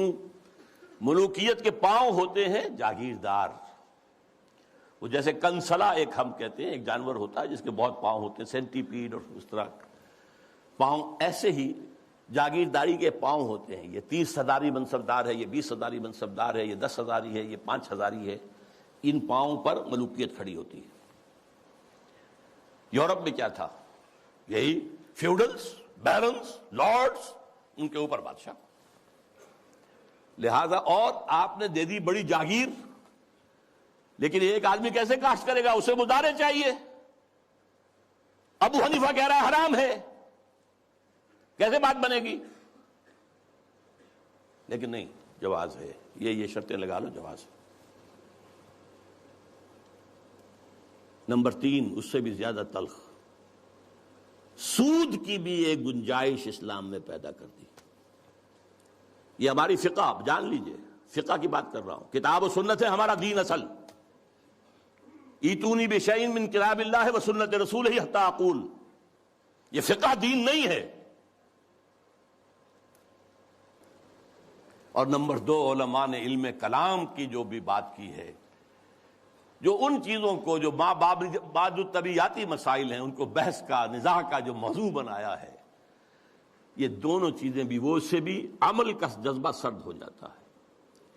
تو یہ پیسیفیکیشن جو ہے، پیسیفائی کر دینا عوام کو، طلب تقدیر ہو جانا، کوئی متغلب ہے تو کوئی بھی ہے، بھائی طاقت والا ہے، آ گیا ہے، اب تو ماننا ہے، اب تو وہی امیر المومنین ہے، اب تو اسی کا حکم ماننا ہے، الا یہ کہ وہ کفر کا حکم دے، بس۔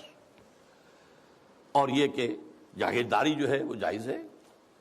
حالانکہ آپ کے علم میں رہنا چاہیے، پہلا مجدد اور مجدد کامل عمر بن عبدالعزیز، انہوں نے صرف 2 کام ہی تو کیے تھے نا، کیا تجدید کی تھی؟ ابھی نہ فرقہ پرستی تھی، نہ فرقہ بندی تھی، نہ علم کلام تھا، نہ شاعرہ تھے، نہ اور لوگ تھے، کوئی بحثیں تھی ہی نہیں۔ 2 ہی چیزیں تھیں، ایک موروثی بادشاہت اور دوسرے جاگیریں، دو ہی تو کام کیے انہوں نے کہا مجھے چونکہ نامینیٹ کیا ہے ایک شخص نے خلیفہ، میں نہیں تیار ہوں اس کو قبول کرنے کے لیے، الا یہ کہ لوگ چاہیں۔ لوگوں نے کہا ہم چاہتے ہیں، ٹھیک ہے، پہلی کی بات ختم ہو گئی۔ دوسری، انہوں نے منگائی قینچی اور ساری دستاویزات منگوا لی جو جاگیریں دی گئی تھیں ان سے پہلے، اور وہ سب قینچی سے، شریڈر اس وقت تک ایجاد نہیں ہوا تھا، بڑا ورنہ آسان کام ہو جاتا، وہ قینچی سے سارے قطر قطر کے پھینک دی، کوئی جاگیر نہیں۔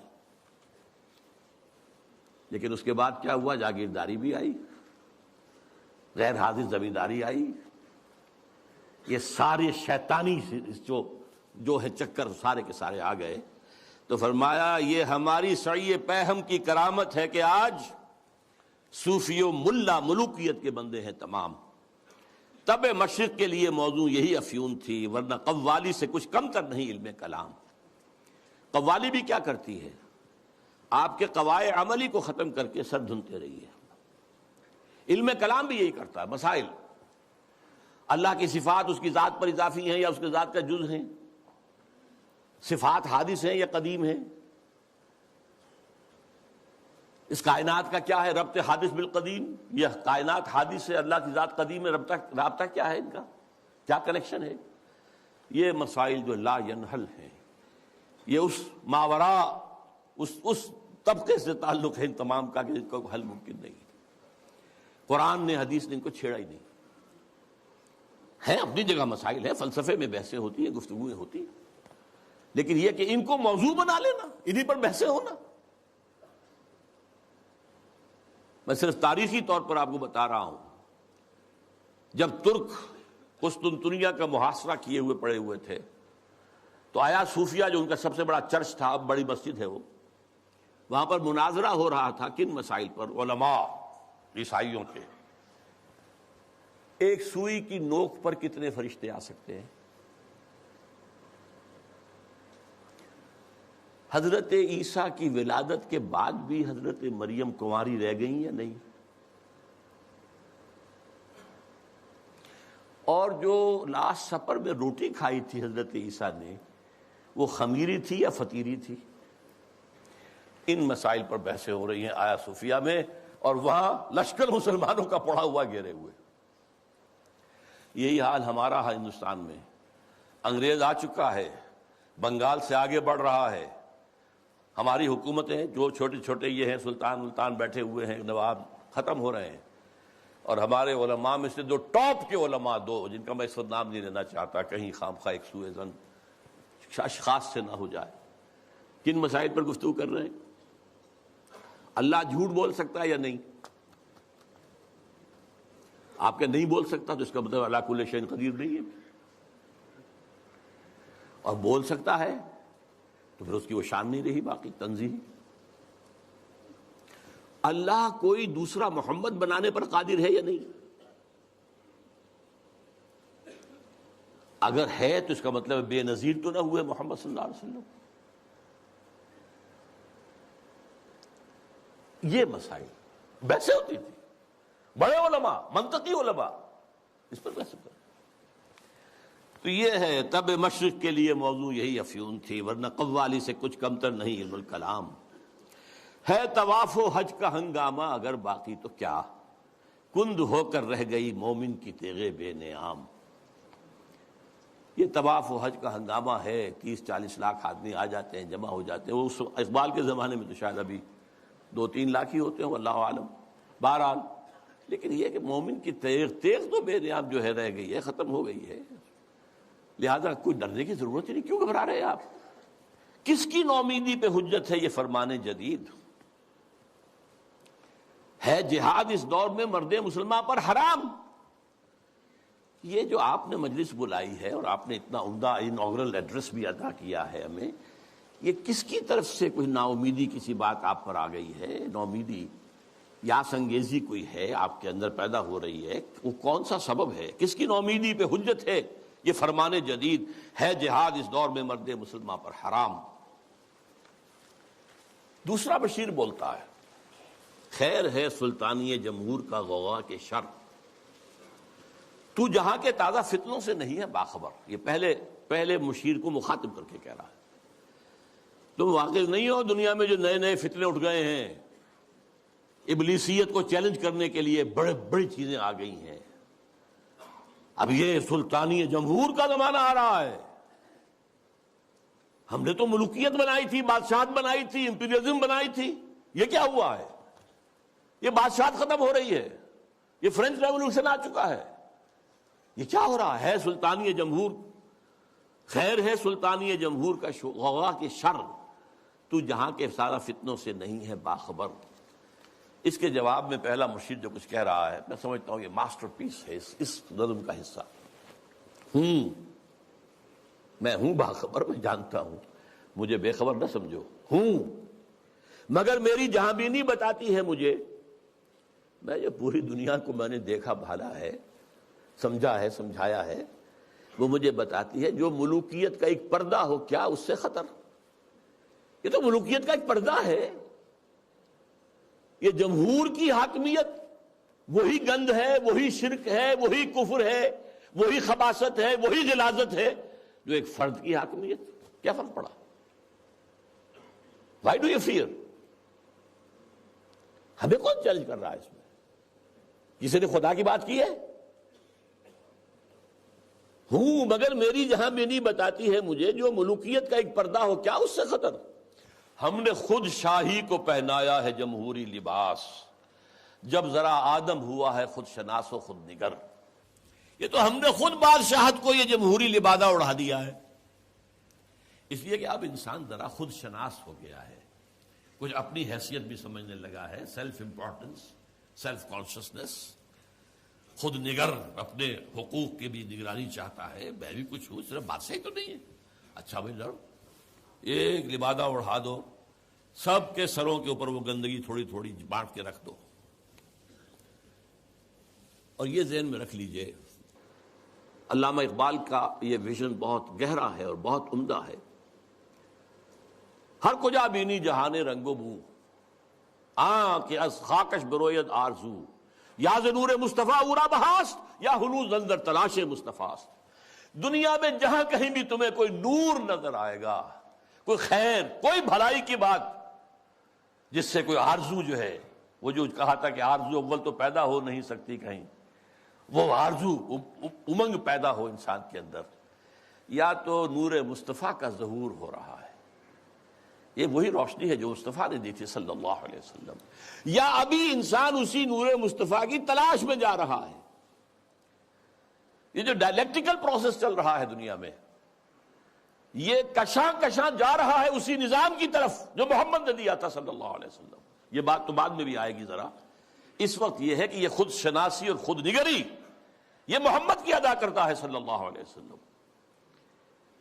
یہ خلیفہ راشد نمبر 2 ہیں حضرت عمر فاروق، جن کا تاریخی جملہ ہے، ایک صوبے کے گورنر نے، غالباً ایران کے گورنر نے، حضرت سعد بن ابی وقاص تھے غالباً، انہوں نے اپنے مکان کے باہر ڈیوڑی بنا دی اور ایک پہرے دار کھڑا کر دیا۔ اب یہ تو نہیں کہ ہر وقت کوئی آئے اور ملنے کے لیے تیار ہو، آخر گورنر ہے، اس کا بھی کوئی پرائیویسی ہوتی ہے، ٹائم ہے۔ پرچہ نویس ہوتے تھے، انہوں نے خبر بھیج دی حضرت عمر کو کہ سعد نے یہ کام کیا ہے۔ آپ نے خط دے کر ویلچی کو بھیجا اور کہا پہلے جا کر اس ڈیوڑی کو آگ لگا دینا اور پھر میرا یہ خط دینا۔ اور خط میں کیا لکھا؟ انسانوں کو ان کی ماں نے آزاد جنا تھا، تم کون ہوتے انہیں اپنا غلام بنانے کے لیے؟ Who are you؟ تم نے انہیں اپنا غلام بنا لیا۔ یہ حریت جس کا لوہا مانا ہے ایچ جی ویلز نے، اس نے کوٹ کیا ہے، لا فضل لعربی علی عجمی ولا لعجمی علی عربی ولا لاسود علی احمر ولا لاحمر علی اسود الا بالتقوی۔ کسی عرب کو کسی اجمی پر فضیلت نہیں، کسی اجمی کو کسی عرب پر فضیلت نہیں، کسی گورے کو کسی کالے پر نہیں، کسی کالے کو کسی گورے پر نہیں، سوائے تقوی کے۔ یہ کوٹ کر کے کہتا، although the sermons of human fraternity, freedom and equality were said before also, and we find a lot of such sermons in Jesus of Nazareth, but it must be admitted that it was Muhammad sallallahu alaihi wasallam who for the first time in history established a society based on these principles. یہ ہے حریت۔ تو کہتے ہیں ہم نے خود شاہی کو پہنایا ہے جمہوری لباس، جب ذرا آدم ہوا ہے خود شناس و خود نگر۔ یہ خود شناسی اور خود نگری محمد کی عطا کردہ ہے صلی اللہ علیہ وسلم۔ کاروبار شہریاری کی حقیقت اور ہے، یہ وجود میر و سلطان پر نہیں ہے منحصر۔ یہ بادشاہ ہو ایک بیٹھا ہوا، اس کی کوئی جو ہے میر ہوں سلطان ہوں، نہیں۔ کاروبار شہریاری جو ہے حکومت اور ملوکیت کی اس اصل حقیقت کچھ اور ہے۔ وہ کیا ہے؟ اگلے شعر میں بیان ہو رہی ہے۔ مجلس ملت ہو یا پرویز کا دربار ہو، مجلس ملت کانگریس، نیشنل کانگریس، پرویز کا دربار شہنشاہ کا دربار، وہ جمہوریت اور یہ ملوکیت۔ مجلس ملت ہو یا پرویز کا دربار ہو، ہے وہ سلطان غیر کی کھیتی پہ ہو جس کی نظر۔ بادشاہ تو وہ ہوتا ہے جو غیر کی کھیتیوں کے اوپر ڈال کر وہاں سے کھینچ لینا چاہتا ہو، وہاں ان کو لوٹنا چاہتا ہے، وہ بادشاہ۔ وہ بادشاہ جو ہے کبھی فرعون تھا اور کبھی نمرود تھا اور کبھی اور تھے، نمارندہ تھے اور تھے، لیکن یہ کہ اب یہ ہے کہ وہ امپیریلزم کی شکل میں آیا ہے۔ پورا ایشیا کالونائز ہوا تھا اور اب تو پوری دنیا کو وہ اپنے World Bank, IMF، globalization, TRIPS, ان کے شکنجے میں کس لینا چاہتے ہیں۔ تم نے کیا دیکھا نہیں مغرب کا جمہوری نظام، چہرہ روشن اندروں چنگیز سے تاریک تر۔ یہ مغرب کا جمہوری نظام کیا ہے؟ بڑا روشن ہے بہت، ہم بھی بڑے متاثر ہوتے ہیں۔ دیکھیے کتنا بڑا ملک ہے، صدارت کا انتخاب ہوا ہے، کس سموتھلی وہ پچھلا ہٹ گیا، دوسرا آ گیا، کوئی خون ریزی نہیں، کوئی دنگا نہیں، کوئی فساد نہیں، کچھ نہیں۔ ہماری طرح تو نہیں ہوتا، بلکہ شکست کھانے والا فوراً جا کے مبارکباد دے دیتا ہے، بجائے اس کے کہا دھاندلی ہوئی ہے، دھاندلی ہوئی ہے، دھاندلی ہوئی ہے، وہ جو ہمارے ہاں ہوتا ہے۔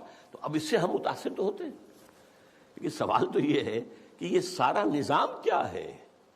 یہ دنیا کو نچوڑنے کا جو نظام بنایا جا رہا ہے، اس گلوبلائزیشن کے اندر جو خباثتیں ہیں وہ ہم نہیں جانتے، اہل یورپ جانتے ہیں، اہل امریکہ جانتے ہیں۔ سیاٹل میں ہنگامے وہاں ہوئے تھے، گلوبلائزیشن کی کانفرنسز جو ہوئی ہیں، ڈیووس میں ہنگامہ یورپ میں ہوا ہے، پھر واشنگٹن میں ہوا ہے۔ ہمیں تو پتہ بھی نہیں کیا ہو رہا، ہماری قسمتوں کے سودے ہوتے ہیں، ہماری حکومتیں جو بھی ہیں وہ دستخط کر کے آ جاتی ہیں، اللہ خیر صلی اللہ۔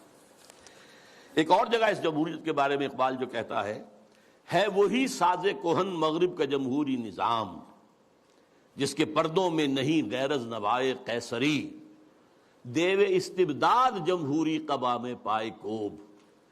پائے کوب پاؤں مارنا، جیسے کہ کوئی ڈانسر جو ہے وہ اپنے پاؤں زمین کے اوپر مارتی ہے یا مارتا ہے۔ دیو استبداد جمہوری قبا میں پائے کوب، تو سمجھتا ہے یہ آزادی کی ہے نیلم پری؟ کیا بتاؤں کیا ہے؟ اچھا، لیکن اب تیسرا مشیر بولتا ہے، روح سلطانی رہے باقی تو پھر کیا اضطراب؟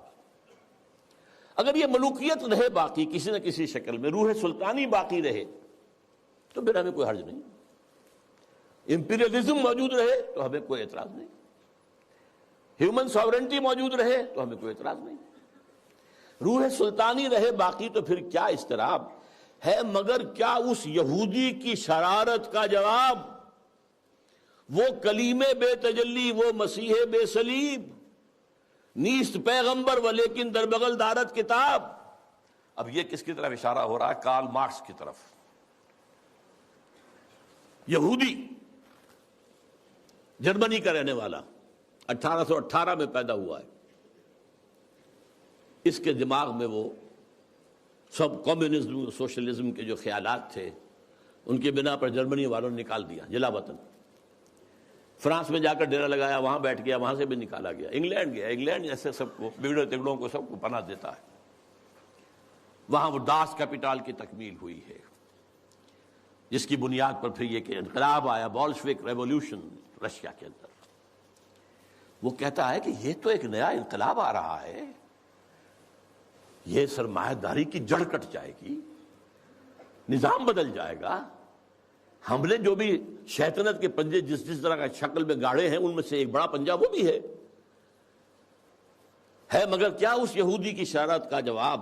وہ کلیم بے تجلی، وہ مسیح بے صلیب، نیست پیغمبر ولیکن در بغل دارت کتاب، داس کیپیٹل ایک کتاب تو اس کے اندر ہے۔ واقعتاً اس کتاب میں بہت تاثیر تھی، اس میں کوئی شک نہیں۔ اس کتاب نے ذہنوں کو مسخر کیا ہے، کیپچر کیا ہے، موٹیویٹ کیا ہے۔ نیست پیغمبر ولیکن در بغل دارت کتاب، کیا بتاؤں کیا ہے کافر کی نگاہ پردسوز، مشرق و مغرب کی قوموں کے لیے روز حساب، اس سے بڑھ کر اور کیا ہوگا طبیعت کا فساد، توڑ دی بندوں نے آقاؤں کے خیموں کی تناب۔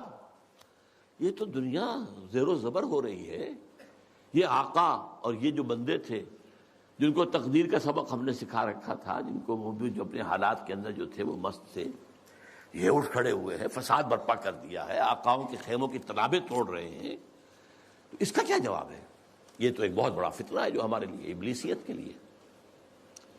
اب ایک چوتھے بشیر صاحب آتے ہیں درمیان میں، توڑ اس کا رومت الکبریٰ کے ایوانوں میں دیکھ، آل سیزر کو دکھایا ہم نے پھر سیزر کا خواب۔ رومت الکبریٰ، Rome, the great Rome, the great Roman empire, اور خاص طور پہ سیزر کا زمانہ۔ سیزر کے زمانے میں حضرت مسیح پیدا ہوئے ہیں، اور اسی کا اپوائنٹڈ گورنر پائلیٹس پونٹس جو ہے، اس کے ہاتھوں ان کے خیال کے مطابق ان کو سولی دی گئی ہے۔ تو سیزر کا جو ایک خواب تھا، اس نے جو ایک بڑی سلطنت، بڑی مملکت، ایشیا، افریقہ اور یورپ کو اپنے ایک پنجے کے اندر لانے کا خواب دیکھا تھا، وہ ختم ہو گیا تھا۔ پھر مسلمان آ گئے، گریٹ آٹومان امپائر قائم ہو گئی، تقریباً انہی تمام علاقوں پر جن پر کہ رومن امپائر تھی تقریباً۔ لیکن اب پھر ہم نے آل سیزر، سیزر ہی کے خاندان سے، نسل سے ایک شخص کو پھر وہی خواب دکھا دیا ہے، اور وہ شخص کون ہے؟ مسولینی۔ یہ 1883 میں پیدا ہوا تھا، اور ایک غریب لوہار کا بیٹا تھا، لیکن اس کے اندر ایک زوم تھا کہ رومی بڑی طاقت ہے، بڑی قوت ہے، اونچی نسل ہے، اعلیٰ نسل ہے، ان کا حق ہے حکومت کرنا۔ یہی چیز بعد میں ہٹلر کے ذریعے سے جرمنی میں آئی ہے، لیکن ابھی جب تک یہ نظم لکھی گئی ہے 1936 میں، اس وقت تک ابھی وہ منظر عام پر نہیں آیا تھا۔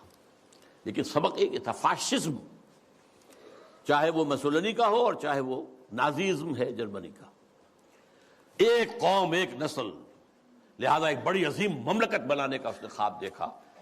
شمالی افریقہ کے کئی ممالک فتح کر لیے، اس میں بڑے بڑے اعتراض کیے یورپ والوں نے بھی، وہ تو میں بعد میں آپ کو بتاؤں گا۔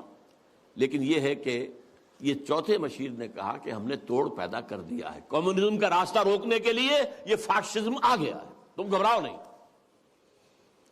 توڑ اس کا رومت الکبریٰ کے ایوانوں میں دیکھ، آل سیزر کو دکھایا ہم نے پھر سیزر کا خواب، کون بحر روم کی موجوں سے ہے لپٹا ہوا، گاہ بالت چوں سنوبر گاہ نالت چوں رباب۔ یہ کون ہے جو بحر روم کی موجوں سے لپٹا ہوا؟ بہت بڑا اس نے بحری بیڑا بنایا تھا۔ شمالی افریقہ کو فتح کرنے کے لیے بحری بیڑے کی ضرورت تھی۔ اٹلی، آخر اسی نے تو فتح کیا تھا لیبیا کو، پھر وہ حبشہ کی طرف آیا، ایریٹریا کی طرف آیا، وہ بڑھ رہا تھا۔ اس پر جب اعتراض ہو رہا تھا، اگرچہ اس کو تو قتل کر دیا اسی کے جو لوگ تھے اس کی پارٹی کے 1945 میں، لیکن بہرحال وہ ایک فلسفہ دے گیا تھا۔ اقبال کی ایک اور نظم ہے، وہ میں تیزی سے آپ کو پڑھ کر سنا دیتا ہوں۔ جب ویسٹ میں بہت تنقید ہوئی مسولینی پر، تو جواب میں وہ کہتے ہیں، علامہ اقبال کہتے ہیں مسولینی کی زبان سے، یا مسولینی کہتا ہے علامہ اقبال کی زبان سے، کیا زمانے سے نرالا ہے مسولینی کا جرم، بے محل بگڑا ہے معصومان یورپ کا مزاج۔ یہ معصوم بیٹھے ہوئے انگریز اور یہ فرانسیسی، یہ بڑے معصوم قوم ہے، یہ کہتے ہیں کہ یہ کیا کر رہا ہے مسولینی، یہ کیا جو ہے خونریزی کر رہا ہے۔ کیا زمانے سے نرالا ہے مسولینی کا جرم، بے محل بگڑا ہے معصومان یورپ کا مزاج، ہے میں پھٹکتا ہوں تو چھلنی کو برا لگتا ہے۔ کیوں؟ چھاج پھٹکتا ہے، چھلنی جو ہے اس کے اندر سے وہ چیز کوئی نکلتی ہے۔ میں پھٹکتا ہوں تو چھلنی کو برا لگتا ہے، کیوں؟ ہے سبھی تہذیب کے اوزار، تو چھلنی میں چھاج۔ میرے سودائے ملوکیت کو ٹھکراتے ہو تم، تم نے کیا توڑے نہیں کمزور قوموں کے زجاج؟ تم نے لوٹے بے نوا سیرا نشینوں کے خیام، تم نے لوٹی کشت دہقاں، تم نے لوٹے تخت و تاج، پردہ تہذیب میں غارت گری آدم کشی، کل روا رکھی تھی تم نے، میں روا رکھتا ہوں آج۔ یہ ہے مسولینی کا جو موقف تھا جو علامہ اقبال نے بیان کیا۔ بہرحال اب پھر تیسرا مشیر بولتا ہے، میں تو اس کی عاقبت بینی کا کچھ قائل نہیں جس نے افرنگی سیاست کو کیا یوں بے حجاب، کہ میں تو کچھ زیادہ قائل نہیں ہوں اس مسولینی کی کوئی عاقبت اندیشی، یہ ہمارے کام کا آدمی نہیں ہے۔ افرنگی سیاست کو اس طرح بے حجاب کر دیا کہ تم بھی لٹیرے ہو، تم نے بھی خونریزیاں کی ہیں، تم نے بھی ملک لوٹے ہیں، تم نے بھی لوگوں کے خون چوسے، میں کر رہا ہوں تو کون سا نیا جرم ہے؟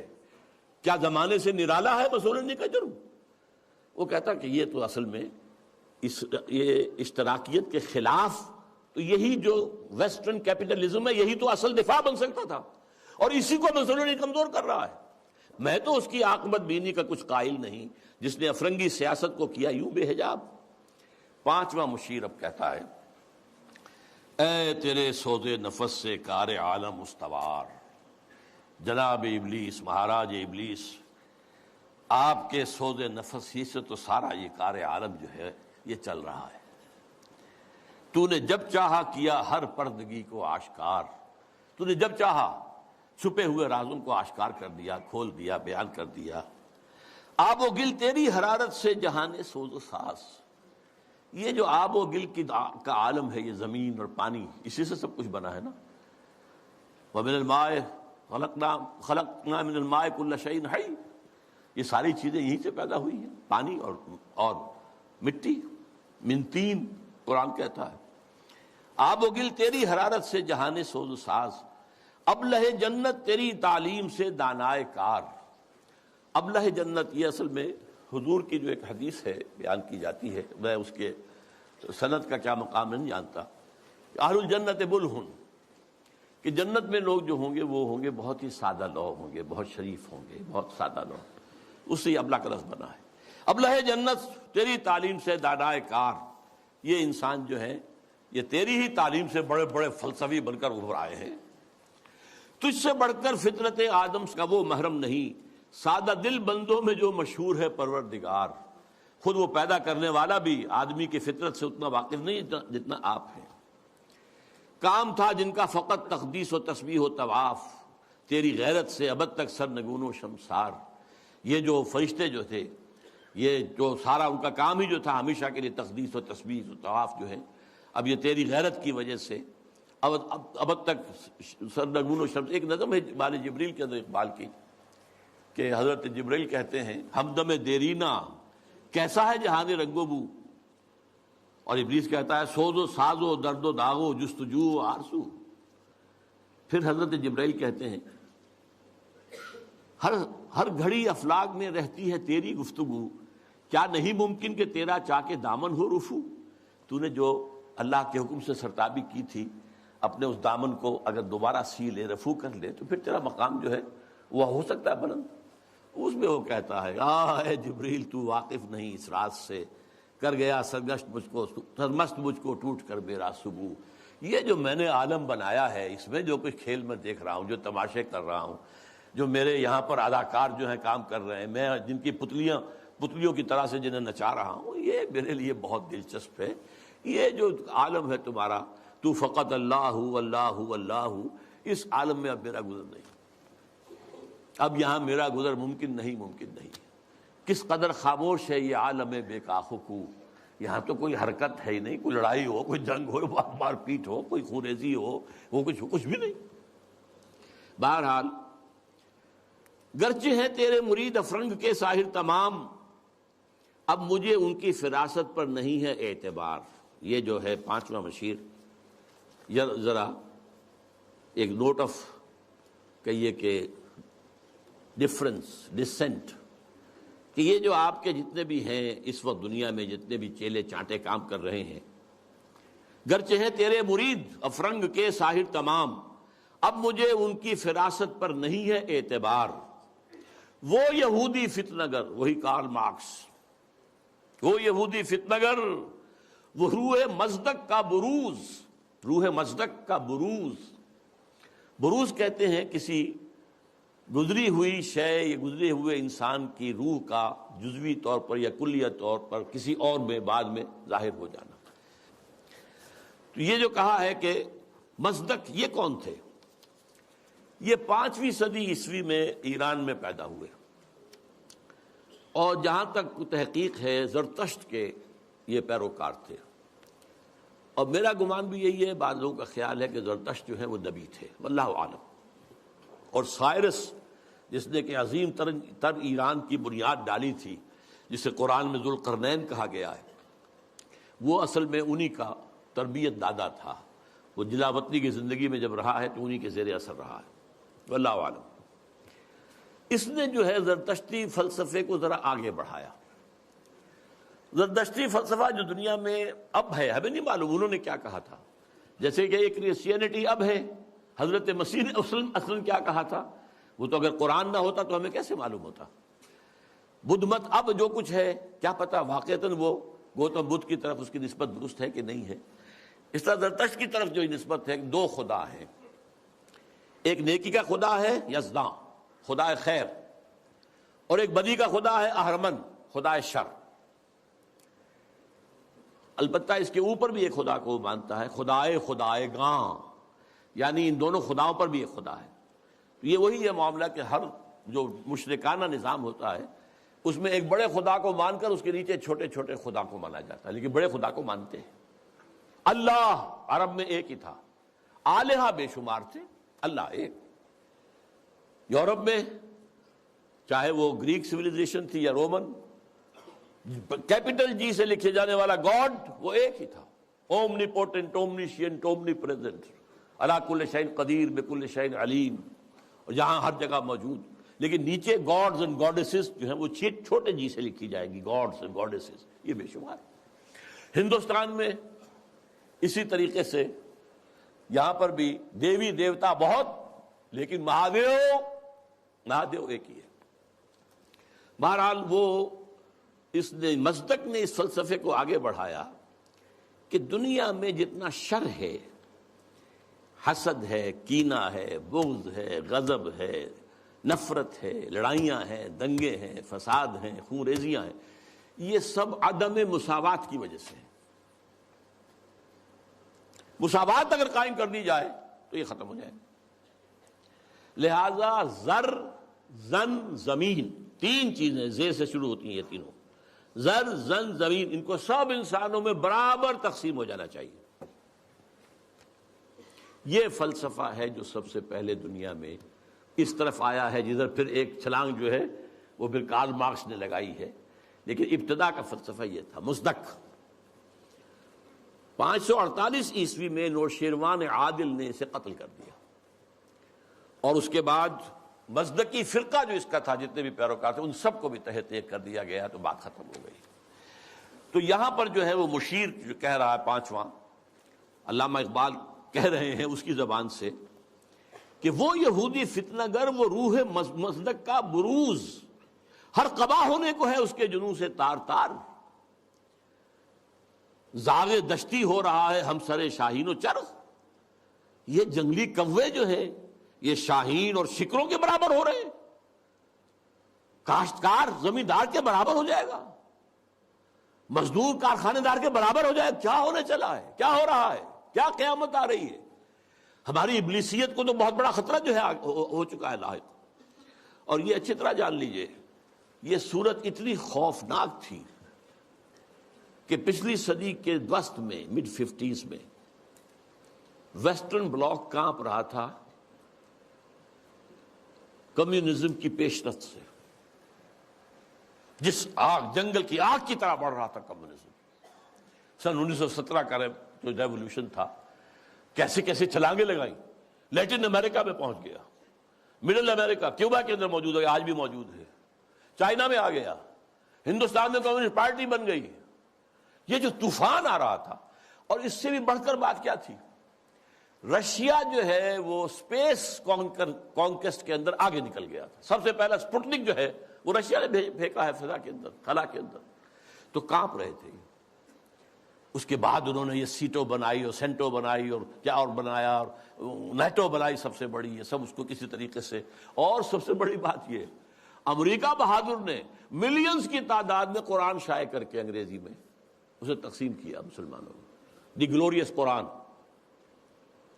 اور گیتا لاکھوں کی تعداد میں شائع امریکہ کر رہا، عیسائی، تاکہ بابا تم اپنے مذہب پر جمے رہو. یہ بے خدا ہے، یہ جو کمیونزم ہے یہ تو بالکل ہی مرید ہیں. ہم تو پھر بھی اب خدا کو تو مانتے ہیں نا بھائی. تمہارا نظام ہم نہیں مانتے، تمہارے رسول کو ہم نے نہیں مانا، خدا کو تو مانتے ہیں نا. کیونکہ کم سے کم ہمارا جو ہے یہ خیال کرو، ہمارا ساتھ دو اس کے مقابلے میں. Containment of Russia policy. تو یہ جو کہہ رہا ہے کہ گرچہ ہیں تیرے مرید افرنگ کے صاحب تمام، اب مجھے ان کی فراست پر نہیں ہے اعتبار. وہ یہودی فتنگر، وہ روح مصدق کا بروز، ہر قبا ہونے کو ہے اس کے جنوں سے تار تار.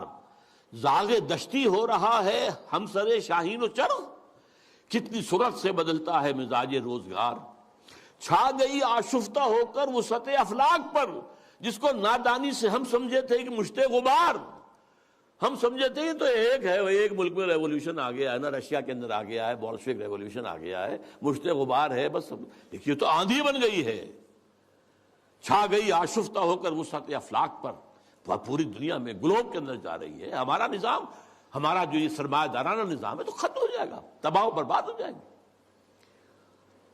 فتنہ فردا کی ہیبت کا یہ عالم ہے کیا. اب دیکھیے ہیبت کا لفظ، یہ جو میں نے آپ کو بتایا ہے، اقبال کے سامنے وہ نقشہ نہیں تھا، لیکن میں نے جو آپ کو بتایا ہے کہ جس طریقے سے کہ ویسٹرن بلاک کانپ رہا تھا کہ رشیا اور اس کا جو یہ نظام ہے اس تیزی کے ساتھ بڑھ رہا ہے، تو ہمارے قدم تو نہیں جم سکتے اس کے مقابلے میں. فتنہ فردا کی ہیبت کا یہ عالم ہے کہ آج کانپتے ہیں کوہسارو مرغزارو جوئے بار. میرے آقا وہ جہاں زیر و زبر ہونے کو ہے، جس جہاں کا ہے فقط تیری سیادت پر مدار. حضرت ابلیس ذرا غور کیجئے، اب وہ جہان جو ہم نے بنایا تھا، باطل جہان، ظالم جہان، باطل اور ظالم نظام، اس وقت سب کے سب جو ہے اس کے تاروں پود بکھر جائیں گے. اب یہ آخری خطاب ہے، یہ ابلیس کا ہے. پھر وہ اپنے اسی لاف زنی کے انداز میں آغاز فرماتے ہیں، ہے میرے دستے تصرف میں جہان رنگ و بو. یہ جہان رنگ و بو جو ہے، یہ عالم ارضی، یہ میرے دستے تصرف میں ہے، میرے قدرت میں ہے.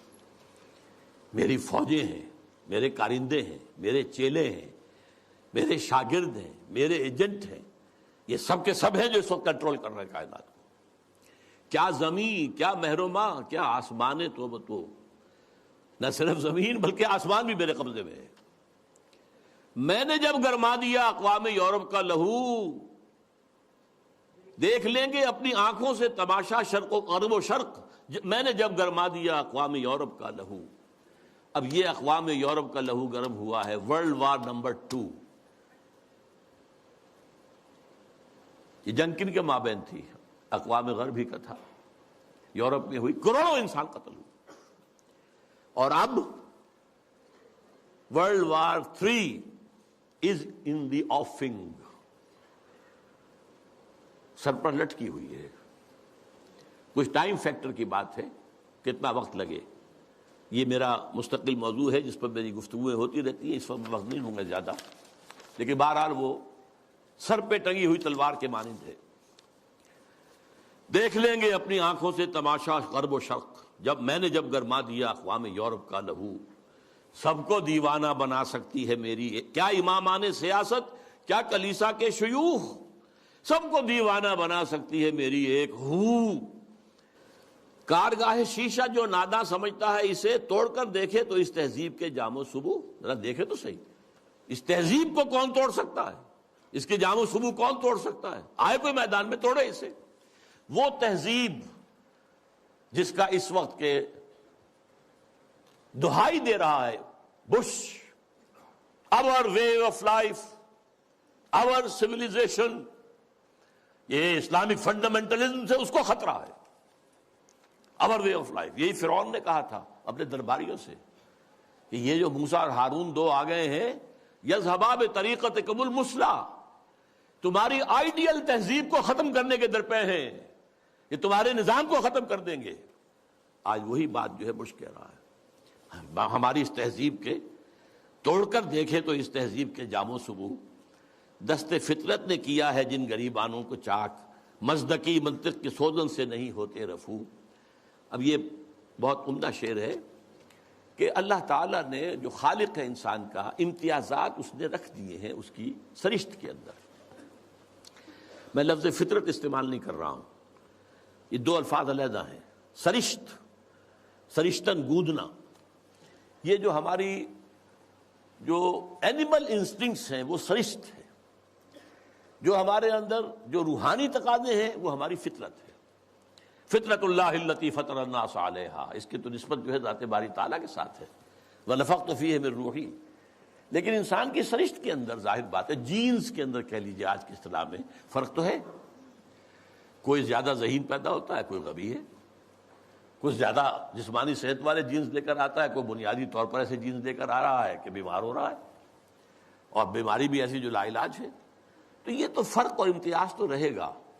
تو یہ کوئی مزدکی منطق جو ہے، مساوات جس طرح کی اس نے تصور دیکھا تھا، اس کی سوزن، اس کی سوئی سے یہ گریبان چاک ہونے والے نہیں ہیں۔ اسلام نے بھی ان کو ختم نہیں کیا ہے، ان کو ایک حد میں لایا ہے، زیادہ گیپ نہ ہو جائے۔ ابھی ایک علیحدہ موضوع ہو جائے گا اسلام کا معاشی نظام کیا ہے۔ اس نے دو چیزوں کو زنجیر، دو جنوں کو زنجیر ڈال دی ہے، سود اور جوا، اور دو مزید، جنسی جذبات کو بھڑکا کر کوئی آمدنی اور منشیات کو فروغ دے کر آمدنی، چار چیزیں نکال دیجئے تو ویسٹرن کیپٹلزم اسلامی نظام بن جائے گا۔ Private ownership, private enterprise, personal initiative, demand and supply, hire and fire, یہ سارے اصول جو ہیں، مارکیٹ اکانومی، یہ سب اسلام میں بھی ہے۔ بس یہ ہے کہ یہ سود کے ذریعے سے یہ جو سرمایہ کاری ہے یہ سرمایہ داری بن جاتی ہے۔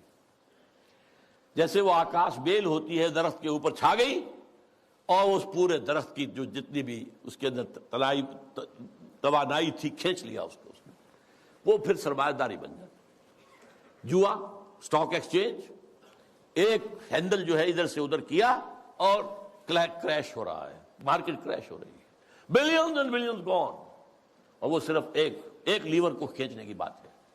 یہ ساری چیزیں آپ کے علم میں ہیں۔ دست فطرت نے کیا ہے جن گریبانوں کو چاک، مزدکی منطق کے سوزن سے نہیں ہوتے رفو۔ کب ڈرا سکتے ہیں مجھ کو اشتراکی کوچہ گرد، یعنی تم جن سے گھبرا رہے ہو یہ مجھے تو نہیں ڈرا سکتے، مجھے ان سے کوئی خوف نہیں۔ یہ پریشاں روزگار آشفتہ مغز آشفتہ ہوں، یہ تو دیوانے قسم کے کچھ لوگ ہیں، ان کے خیالات بھی دیوانگی کے ہیں۔ ہے اگر کوئی خطر مجھ کو تو اس امت سے ہے۔ یہ ہے اب کلائمیکس اس کا، جس کی خاکستر میں ہے اب تک شرار آرزو۔ بہت اہم ہے یہ الفاظ، اگرچہ دنیا میں ابھی کہیں اسلامی نظام موجود نہیں ہے۔ وی ہیو ٹو ایڈمٹ، دنیا کہتی ہے اسلامی نظام، بھائی کتاب میں ہے، اس میں پڑھ لو یہ نظام ہے، وہ کہتے دکھاؤ کہیں، نہیں، سوری، کہیں نہیں ہے، کہیں آثار بھی نہیں ہے ابھی تک، تو کم سے کم نظر تو نہیں آ رہے۔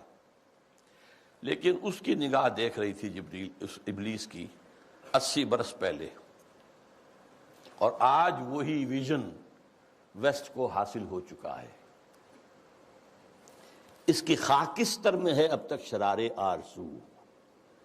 خاکستر ایک اگر انگارہ ہے، انگارے کے اوپر راکھ آ جاتی ہے تو آگ تو نظر نہیں آتی، تو راکھ ہے، کہیں اب آپ اسے اٹھائیں گے اور وہ اگر راکھ نکل گئی پھر پتہ چلے گا اندر کیا ہے۔ یہ وہ دیکھ رہا ہے، اس امت کی خاکستر میں شرار آرزو موجود ہے اگر مجھ کو خطر کوئی تو اس امت سے ہے جس کی خاکستر میں ہے اب تک شرار آرزو۔ یہ شرار آرزو پیدا کب ہوا یہ بھی سمجھ لیجئے۔ ویسٹرن کولونیلزم کا بستر جب طے ہوا، وہ نئی بساط بچھانی ہے اس کے بعد ہی، جیسے ہی ویسٹرن کولونیلزم گیا ہے ورلڈ بینک صاحب تشریف لے آئے، اسی وقت قائم ہوئے ہیں، مالیاتی استعمار کا آغاز۔ لیکن جب یہ طے ہوا، اب ہم مسلمان بھی آزاد ہو گئے، تو خیال آیا جیسے کسی بے ہوش سے ہوش میں آنے کے بعد یاد آتا ہے میں کیا تھا، ہم کیا تھے، ہمارا بھی تو ایک نظام تھا، کم سے کم یہ کہ ہمارے بھی کچھ قوانین تھے، کچھ تعزیرات تھیں، کچھ حدود تھے، کچھ سزائیں تھیں، کوئی فیملی لاز تھے، کوئی ہمارے جو قانون وراثت تھا، ہماری تہذیب تھی، ہمارے ہاں کی وہ شرم اور عفت والی جو ہے ایک معاشرت تھی، وہ یاد آئی اور ایک خواہش دل میں انگڑائیاں لینے لگی۔ And this was a universal phenomenon from Indonesia till Mauritania. مسجوبی پارٹی، جماعت اسلامی، خاکسار، اسلام کے غلبے کے لیے فدائیین ایران میں، مسجوبی پارٹی انڈونیشیا میں، الاخوان المسلمون مصر میں، عباد الرحمان لبنان میں، سعید نورسی ترکی میں، وغیرہ وغیرہ وغیرہ، یہ سب تحریک ایک ہے۔ نعیم صدیقی مرحوم نے ایک نظم بھی کہی تھی، مجھے اب وہ یاد تو نہیں ہے ایک ہی جذبہ، کہیں اونچا کہیں مدھم، یہ ایک ہی جذبہ ہے، یہ سارا کا سارا، نام اور ہے، وہ اخوان ہے، یہ جماعت اسلامی ہے، یہ خاکسار ہیں، خاکسار بھی ایک وقت میں بڑے زور شور سے اٹھے تھے۔ بہرحال یہ جذبہ جو ہے اس وقت سے ہے، لیکن افسوس یہ جذبہ دو چیزوں میں ٹھوکر کھا گیا۔ ایک تو اس نے یہ سپوز کر لیا جب ہم مسلمان ہیں تو ایمان تو ہمارے اندر ہے، بس یہ سب سے بڑی غلط، ایمان نہیں ہے بھائی، یہ ایک موروثی عقیدہ ہے، اٹس ناٹ ایمان۔ ایمان وہ ہوتا ہے جو پرسنل کنوکشن کی شکل اختیار کرے، یقین پیدا کرے، ناداں یقین سے ہاتھ آتی ہے وہ درویشی کے جس کے سامنے جھکتی ہے فغفوری۔ You start with this that we are Muslims, so that we are Momins۔ اب بس صرف عبارت بنانی ہے، اللہ اللہ غلط۔ اصل میں تو ایمان کی دوبارہ تجدید بنیاد ہے اس کام کی۔ اور نمبر دو یہ کہ انہوں نے سوچا کہ دنیا میں اور جس طریقے سے چیزیں چلتی ہیں ایسے ہی ہم بھی کہیں الیکشن میں حصہ لے کر لیں، کہیں کچھ اور کام کر لیں، کہیں کوئی فوجی بغاوت سے کر لیں۔ نہیں بھائی، اس سے نہیں ہوگا، اس کا طریقہ وہی ہوگا جو محمد الرسول اللہ کا تھا صلی اللہ علیہ وسلم۔ پوری انسانی زندگی میں ایک ہی مرتبہ، اور تمام انبیاء اور رسول کی جماعت میں سے صرف ایک ہی شخص کے ہاتھوں وہ انقلاب برپا ہوا تھا، اور کسی کے ہاتھوں نہیں ہوا، اور وہ ہے محمد صلی اللہ علیہ وسلم۔ وہی اول، وہی آخر، اور اب بھی ہونا ہے، یہ صحیح ہے۔ ابلیس بھی ٹھیک دیکھ رہا ہے، اور علامہ اقبال نے بھی ٹھیک دیکھا، اور آج بش بھی ٹھیک دیکھ رہا ہے، بلیئر اس کا چھوٹا بھائی بھی دیکھ رہا ہے۔ وہ چونکہ اس نے کہا بلیئر نے، جو خلافت کا نام لے وہ فنڈامنٹلسٹ ہے، وہ ٹیررسٹ ہے، اور بش نے تو کہہ دیا، یہ کسی مسلمان کو تو میرے علم کی حد تک تو یہ خیال بھی نہیں آیا تھا کہ یہ تو اسپین سے لے کر اور انڈونیشیا تک خلافت قائم کرنا چاہتے ہیں۔ اسپین کا لفظ میں نے تو آج تک نہیں سنا تھا، لیکن خوف دیکھیے، ہیبت، فتنہ فردہ کی ہیبت کا یہ عالم ہے کہ آج وہ جو کانپ رہے ہیں کہ یہ خلافت کا نظام نہ آ جائے کہیں، تو وہ خاکستر میں شرار آرزو ہے۔ اندیشہ یہی ہے کہ کہیں یہ بڑھ کر کوئی بہت بڑے طوفان کی شکل اختیار نہ کر لے۔ کرتے ہیں اشک سحر گاہی سے جو ظالم وضو، خال خال اس قوم میں اب تک نظر آتے ہیں وہ، کرتے ہیں اشک سحر گاہی سے جو ظالم وضو، جانتا ہے جس پہ روشن باطن ایام ہے، مصدقیت فتنہ فردہ نہیں اسلام ہے۔ اب مجھے ذرا جلدی کرنی ہے، وقت بہت ختم ہو رہا ہے۔ دیکھیے اب حقیقت بھی نہیں، اس امت کی حالت کیا ہے اس وقت۔ جانتا ہوں میں یہ امت حامل قرآن نہیں، جانتا ہوں میں یہ امت حامل قرآن نہیں، ہے وہی سرمایہ داری بندہ مومن کا دین۔ Very better, very better, 100% correct. دولت پرستی، مادہ پرستی، یہ ہر ایک کے اندر پلی ہوئی ہے، رگوں کے اندر، دلوں کی گہرائیوں میں اتری ہوئی ہے۔ جانتا ہوں میں کہ مشرق کی اندھیری رات میں بے ید بیضا ہے پیران حرم کی آستین. پیران حرم جو بیٹھے ہوئے ہیں، وہ جو صوفی و ملا جو اس کو پہلے کہہ چکا ہے، صوفی ملا ملوکیت کے بندے ہیں تمام، ان کی آستین میں ید بیضا نہیں ہے. حضرت موسیٰ کے آستین میں سے ہاتھ نکلتا تھا تو وہ چمکتا ہوا ہوتا تھا، دمکتا ہوا سورج کی طرح. وہ نہیں ہے. بے ید بیضا ہے پیران حرم کی آستین، عصر حاضر کے تقاضاؤں سے ہے لیکن یہ خوف ہو نہ جائے آشکارا شرع پیغمبر کہیں. یہ اہم ترین شعر ہے اس نظم کا. میں نے آپ سے کہا تھا اقبال کے وہ دو اشعار، ہر کجا بینی جہان رنگ و بو، کہ از خاکش بروید آرزو، یا ز مصطفیٰ اورا بہاست، یا ہنوز اندر تلاش مصطفیٰ است. یہ جو ڈائلیکٹیکل پروسیس چل رہا ہے ہسٹری کا، یہ اصل میں کیا جا رہا ہے؟ ایک چیز پیدا ہوئی، اس کا رد عمل پیدا ہوا، اس کے بعد ان دونوں میں تصادم ہوا، پھر دونوں سے ایک مل کر جل کر ایک نظام وجود میں آ گیا. پھر اس کے اندر جو خرابی ہے وہ ظاہر ہوئی، اس نے اپنے رد عمل کو جنم دیا. Thesis, antithesis, synthesis. یہ سنتھیسس پھر تھیسس بن گیا، پھر اینٹی تھیسس، پھر سنتھیسس. واقعہ یہ ہے کہ نوع انسانی رفتہ رفتہ جا رہی ہے اس ڈائلیکٹیکل پروسیس کے تحت بھی اسی نظام کی طرف جو محمد نے عطا کیا صلی اللہ علیہ وسلم. وہ کہتا ہے اس سے خوف ہے، امت میں دم نہیں ہے.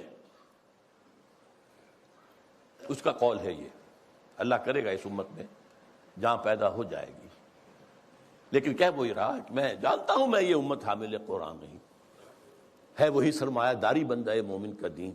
جانتا ہوں میں کہ مشرق کی اندھیری رات میں بے ید بیضا ہے پیران حرم کی آستین، عصر حاضر کے تقاضاؤں سے ہے لیکن یہ خوف. دیکھیے ملوکیت، امپیریلزم، شہنشاہیت کے جواب میں رد عمل میں انقلاب آیا فرانس کا، جمہوریت آ گئی. جمہوریت چونکہ اللہ کی ہدایت سے تو مستفید نہیں ہے، یہ تو مادہ اندھا مادہ جو ہے وہ ایکشن ریئیکشن پیدا کر رہا ہے. اس کے اندر وہ جو دولت پرستی تھی، سود رہا، پھر انڈسٹریل ریولوشن آ گیا تو وہ سرمایہ داری بن گئی. ایک لعنت سے چھٹکارا پایا، دوسری لعنت میں گرفتار. فیوڈل لارڈ سے آزاد ہوئے، کارخانے دار اس کے غلام ہو گئے. اس کے رد عمل میں کمیونزم آیا، ایک پارٹی ڈکٹیٹرشپ آ گئی. اب وہ بھی ختم ہوا، اب کہاں آئے گا؟ اب انسان دو راہ پر کھڑا ہے، کہاں جائے گا؟ فوکویاما کہتا ہے اینڈ آف ہسٹری، تاریخ انسانی کے اندر جو سب سے اونچا مقام ہو سکتا تھا ہم حاصل کر چکے. کمیونزم کا خاتمہ ہو گیا، اب کوئی نظام ہمارے مد مقابل آ ہی نہیں سکتا.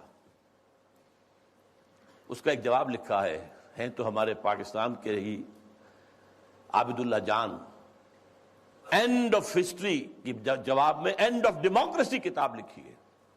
مغربی جمہوریت ختم ہو گئی ہے،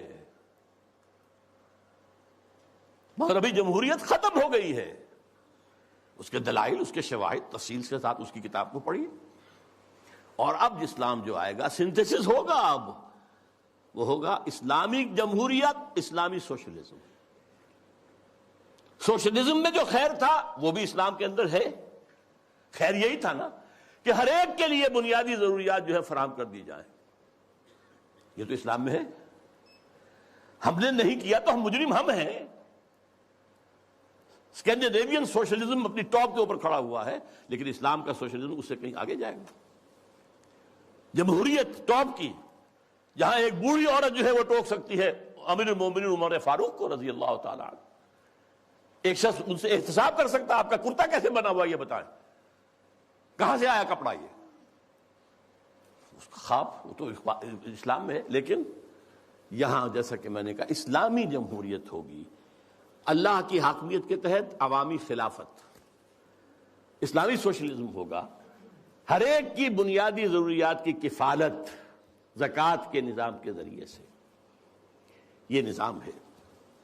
تو عصر حاضر کے تقاضاؤں سے ہے لیکن یہ خوف ہو نہ جائے آشکارا شرع پیغمبر کہیں. الحذر آئین پیغمبر سے 100 بار الحذر، حافظ ناموس زن مرد آزما مرد آفری. الحذر، پناہ پناہ. آئین پیغمبر صلی اللہ علیہ وسلم۔ یہاں اقبال نے جو کمال دکھایا ہے، دس از دی جسٹ، لب لباب۔ وہ آئین پیغمبر کیا ہے؟ نمبر 1، حافظ ناموس زن، مرد آزماں مرد آفریں۔ اس کا جو معاشرتی نظام ہے وہ کیا ہے؟ عورت کی عصمت و عفت کی حفاظت، نمبر 1۔ اس کے لیے 4 پردے دیے اسلام نے، 1 نہیں 4۔ پورے معاشرے میں ایک پردہ ہو، سیگریگیشن آف دی سیکسز۔ مردوں کا دائرہ کار علیحدہ ہے، عورتوں کا علیحدہ ہے۔ مردوں کے اسکول علیحدہ ہے، عورتوں کے علیحدہ ہے۔ مردوں کی کالج علیحدہ ہے، عورتوں کے علیحدہ ہے۔ مردوں کے اسپتال علیحدہ ہے، عورتوں کے علیحدہ ہے۔ سیگریگیشن۔ نمبر 2، گھر کی 4 دیواری کے اندر، یہ نمبر 2 پردہ ہے۔ باہر نکلیں تو برقع لیں یا چادر لیں، چہرہ ڈھانپے، یہ تیسرا پردہ ہے۔ اور گھر کی 4 دیواری کے اندر بدن کو پورے طور پر ڈھانک کر رکھنا، سوائے چہرے کے اور ہاتھ کے اور پاؤں کے۔ اس کے سوا عورت کے جسم کا کوئی حصہ، ماں کا بھی بیٹے کی نگاہ میں نہ آئے، بہن کا بھائی کی نگاہ میں نہ آئے، بیٹی کا باپ کی نگاہ میں نہ آئے۔ ورنہ کیا نہیں ہو رہا آج؟ انسیسٹ نہیں ہو رہا آج؟ کتنا ہو رہا ہے یورپ میں، اور آپ کے ہاں کتنا کچھ ہو رہا ہے۔ حافظ ناموس زن، مرد آزماں، مرد کے لیے چیلنج ہے۔ تمہارا کام ہے، معاش کی پوری ذمہ داری تمہارے سر ہے، عورت کے سر نہیں ہے۔ اس کی کفالت تمہارے ذمہ ہے، یو ہیو ٹو سپورٹ ہر۔ اور اولاد کی ساری کفالت تمہارے ذمہ ہے۔ شادی کرو گے، مہر تم دو گے، عورت لے گی۔ شادی کا خرچہ تم کرو گے، دعوت تم دو گے ولیمے کی، عورت کے والوں کی، لڑکی والوں کی طرف کوئی نہیں۔ This is the challenge to the males. حافظ ناموس زن، مرد آزماں، چیلنجنگ۔ اور دفاع جو ہے ملک کا، وہ اصل میں تمہاری ذمہ داری ہے۔ یہ ٹھیک ہے کسی آخری وقت میں آ کر اگر ہوم ٹو ہوم فائٹنگ ہو رہی ہو، اسٹریٹ فائٹنگ ہو رہی ہو، عورتیں بھی آئیں میدان میں، ٹھیک ہے، لیکن نہیں، بنیادی طور پر نہیں۔ اسی سے مردانگی پیدا ہوتی ہے۔ نمبر 2، موت کا پیغام ہر نوع غلامی کے لیے، نہ کوئی فخفور و خاکہ، نہ گدائے رہ نشیں۔ کوئی غلامی نہیں، کوئی حاکم نہیں، کوئی محکوم نہیں۔ اللہ حاکم، تم سب محکوم۔ کونوا عباد اللہ اخوانا۔ سیاسی سطح پر تم سب برابر ہو، بالکل، نو ڈسکریمنیشن۔ کرتا ہے دولت کو ہر آلودگی سے پاک و صاف۔ دولت کے اندر جو گندگیاں آ جاتی ہیں ان سے پاک و صاف کرتا ہے آئین پیغمبر۔ زکوٰۃ بھی نکالو اس میں سے، صدقات بھی نکالو اس میں سے، آپ پاک کرو اس کو۔ اور منعموں کو مال و دولت کا بناتا ہے امی۔ یہاں تو منعموں کر کیجئے، جن کو اللہ نے دولت دی ہے، کہتا ہے یہ تمہارا مال نہیں ہے، اللہ کا مال ہے۔ این امانت چند روزہ نزدماست، در حقیقت مالک ہر شے خداست۔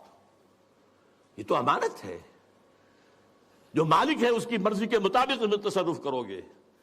اور اس سے بڑھ کر کیا فکر و عمل کا، اس سے بڑھ کر اور کیا فکر و عمل کا انقلاب؟ بادشاہوں کی نہیں، اللہ کی ہے یہ زمین۔ دیکھ خدایا یہ زمین تیری نہیں، تیری نہیں، تیرے آبا کی نہیں، تیری نہیں، میری نہیں، اللہ کی زمین ہے۔ اصول کیا ہے؟ کوئی بنجر زمین کہیں پڑی ہے، جو اس کو قابل کاش بنا لے گا وہی مالک ہو جائے گا۔ اور اگر کاش نہیں کرے گا، 3 سال اگر گزر گئے تو ختم، ملکیت ختم۔ اور جس کی زمین ہے خود کاشت کرے، یہ میں پہلے بیان کر چکا ہوں۔ امام ابو حنیفہ، امام مالک دونوں کا موقف ہے۔ اب کیا کہہ رہا ہے دیکھیے، چشم عالم سے رہے پوشیدہ یہ آئین تو خوب۔ یہ آئین انسانوں کے نگاہوں کے سامنے آنا نہیں چاہیے، اسے روکو۔ ذرا سی جھلک دکھانے کی امید ہو گئی افغانستان میں، اس ابلیس اور ابلیس کے چیلوں نے نپ دی ایول ان دی بڈ، ختم، جھلک ہو گئی تھی، تھوڑی سی جھلک تھی، پورے افغانستان میں امن و امان ہو گیا تھا۔ یہ غنیمت ہے کہ خود مومن ہے محروم یقین۔ ہمارے لیے یہ بات ہے قابل اطمینان کہ مومن ہی کو یقین نہیں ہے کہ میرے پاس یہ نظام ہے، یہ نظام واقعی اچھا ہے۔ یہاں تو کہتے ہیں سود کے بغیر کوئی نظام چل ہی نہیں سکتا، معیشت کا کوئی نظام ممکن ہی نہیں ہے۔ یہ ہمارے ہاں سب کہتے ہیں۔ وہ سارا نظام جو ان کا جو ہے، وہ جادو وہ ہے جو سر چڑھ کر بول رہا ہے یہی بہتر الہیات میں الجھا رہے، یہ کتاب اللہ کی تعویلات میں الجھا رہے، اسی میں لگائے رکھو اسے، اس میں یہ مفہوم اور اس کے اندر یہ مفہوم اور اس میں سے نکالو اور بال کی کھال اتارو، اس میں لگائے رکھو، توڑ ڈالے جس کی تکبیریں طلسم ششجہات، ہونا روشن اس خدا اندیش کی تاریک رات۔ یہ خدا کا تصور رکھنے والا جو ہے، اس کی رات جو تاریک ہے وہ کہیں روشن نہ ہو جائے، صبح نہ طلوع ہو جائے، کیونکہ پھر اس کی تکبیریں جو ہیں ششجہات، 6 جو ڈائمنشنز ہیں، ان سب کو جو ہے توڑ کے رکھ دے گی۔ اب وہ مسائل کیا ہیں جن میں الجھاؤ؟ یہ اقبال کے خاص زمانے کے مسائل تھے۔ ابن مریم مر گیا یا زندہ جاوید ہے؟ حضرت مسیح فوت ہو چکے، سولی چڑھ چکے، یا نہیں آ کر کشمیر میں دفن ہو گئے، یا کیا ہوا؟ ابن مریم مر گیا یا زندہ جاوید ہے؟ ہیں صفات ذات حق حق سے جدا یا عین ذات؟ یہ میں پہلے گنوا چکا ہوں آپ کو۔ آنے والے سے مسیح ناصری مقصود ہے یا مجدد جس میں ہو فرزند مریم کے صفات؟ وہ جس کے آنے کی خبر دی گئی ہے وہ وہی عیسیٰ ابن مریم ہوں گے، مسیح ناصری، جیزس آف نازرت، یا یہ کوئی مجدد ہوگا جس کے اندر مریم، فرزند مریم کے صفات؟ یہ سارے مسائل اس زمانے میں قادیانیت نے بڑے زور اور شور کے ساتھ کھڑے کیے ہوئے تھے۔ آج آپ نہیں جان سکتے جس قدر یہ چیزیں جو ہیں مسلمانوں میں، کم سے کم ہندوستان میں اور خاص طور پہ پنجاب کے اندر، جس تیزی کے ساتھ یہ پروان چڑھی ہے، اور قادیانیت جو ہے جنگل کی آگ کی طرف پھیل رہی تھی اس وقت۔ اس لیے کہ غلام احمد قادیانی نے کچھ مناظرے سر کیے تھے، کچھ عیسائیوں کو شکستیں دی تھی، کچھ آریاؤں کو شکستیں دی تھی، وہ سب کے جو ہے آنکھوں کا تارا تھا۔ خود اقبال نے تعریف کی غلام احمد قادیانی کی، لیکن پھر اس کے بعد ان کو کافر قرار دیا۔ اور جب انہیں پوچھا گیا کہ یہ کیا معاملہ ہے، آپ نے پہلے تو تعریف کی تھی، تو کہا only stones do not change. یہ فتنے ان کے اٹھائے ہوئے الفاظ ہیں اس وقت میں۔ ہے کلام اللہ کے الفاظ حادث یا قدیم، امت مرحوم کی ہے کس عقیدے میں نجات؟ کیا مسلمان کے لیے کافی نہیں اس دور میں یہ الہیات کے ترشے ہوئے لات و منات؟ تم اسے بیگانہ رکھو عالم کردار سے، تاب سات زندگی میں اس کے سب مہرے ہوں مات۔ خیر اسی میں ہے قیامت تک رہے مومن غلام، چھوڑ کر اوروں کی خاطر یہ جہان بے ثبات۔ ہے وہی شعر و تصوف اس کے حق میں خوب تر، جو چھپا دے اس کی آنکھوں سے تماشائے حیات۔ ہر نفس ڈرتا ہوں اس امت کی بیداری سے میں، ہے حقیقت جس کی دی کی احتساب کائنات۔ مست رکھو ذکر و فکر صبح گاہی میں اسے، مختتر کر دو مزاج خانقاہی میں اسے۔ یہ اس کی آخری جو ہے ہدایات ہیں۔ میں اس کے ساتھ ہی ابلیس کا فرمان اپنے سیاسی فرزندوں کے نام وہ بھی لے کر آیا تھا، لیکن اب وقت نہیں ہے۔ اب جو دوسرا حصہ تھا میری گفتگو کا، وہ جماعت جو بنانا چاہتے تھے علامہ اقبال، وہ جو میں بیان کر چکا ہوں، ایسی جماعت جس میں پریکٹسنگ مسلمز ہو، اسلام کو پہلے اپنے وجود پر نافذ کریں پھر میدان میں آئیں، اور بیعت کی بنیاد پر، امارت کی بنیاد پر نظام ہو۔ یہ الیکشن کے ہنگامے جو ہیں، جس کو اقبال نے کہا ہے کہ یہ کھیل جو ہے، یہ سارا جو انتخابات وغیرہ کا ہے، اس سب سے ہٹ کر ایک انقلابی جد و جہد جو ماخوذ اور مبنی ہوگی منہج انقلاب محمدی پر صلی اللہ علیہ وسلم، جس طریقے سے حضور نے کیا ہے، اس کے مطابق انقلابی جد و جہد کا برپا کرنا، یہ ہے اصل میں وہ ضرورت جس کے تحت بہرحال ہم اپنی سی کوشش کر رہے ہیں۔ آپ بھی سوچئے، غور کیجئے، فکر کیجئے۔ اللہ تعالیٰ مجھے اور آپ کو خیر کی توفیق دے۔ اقول قولی ھذا واستغفر اللہ لی ولکم ولسائر المسلمین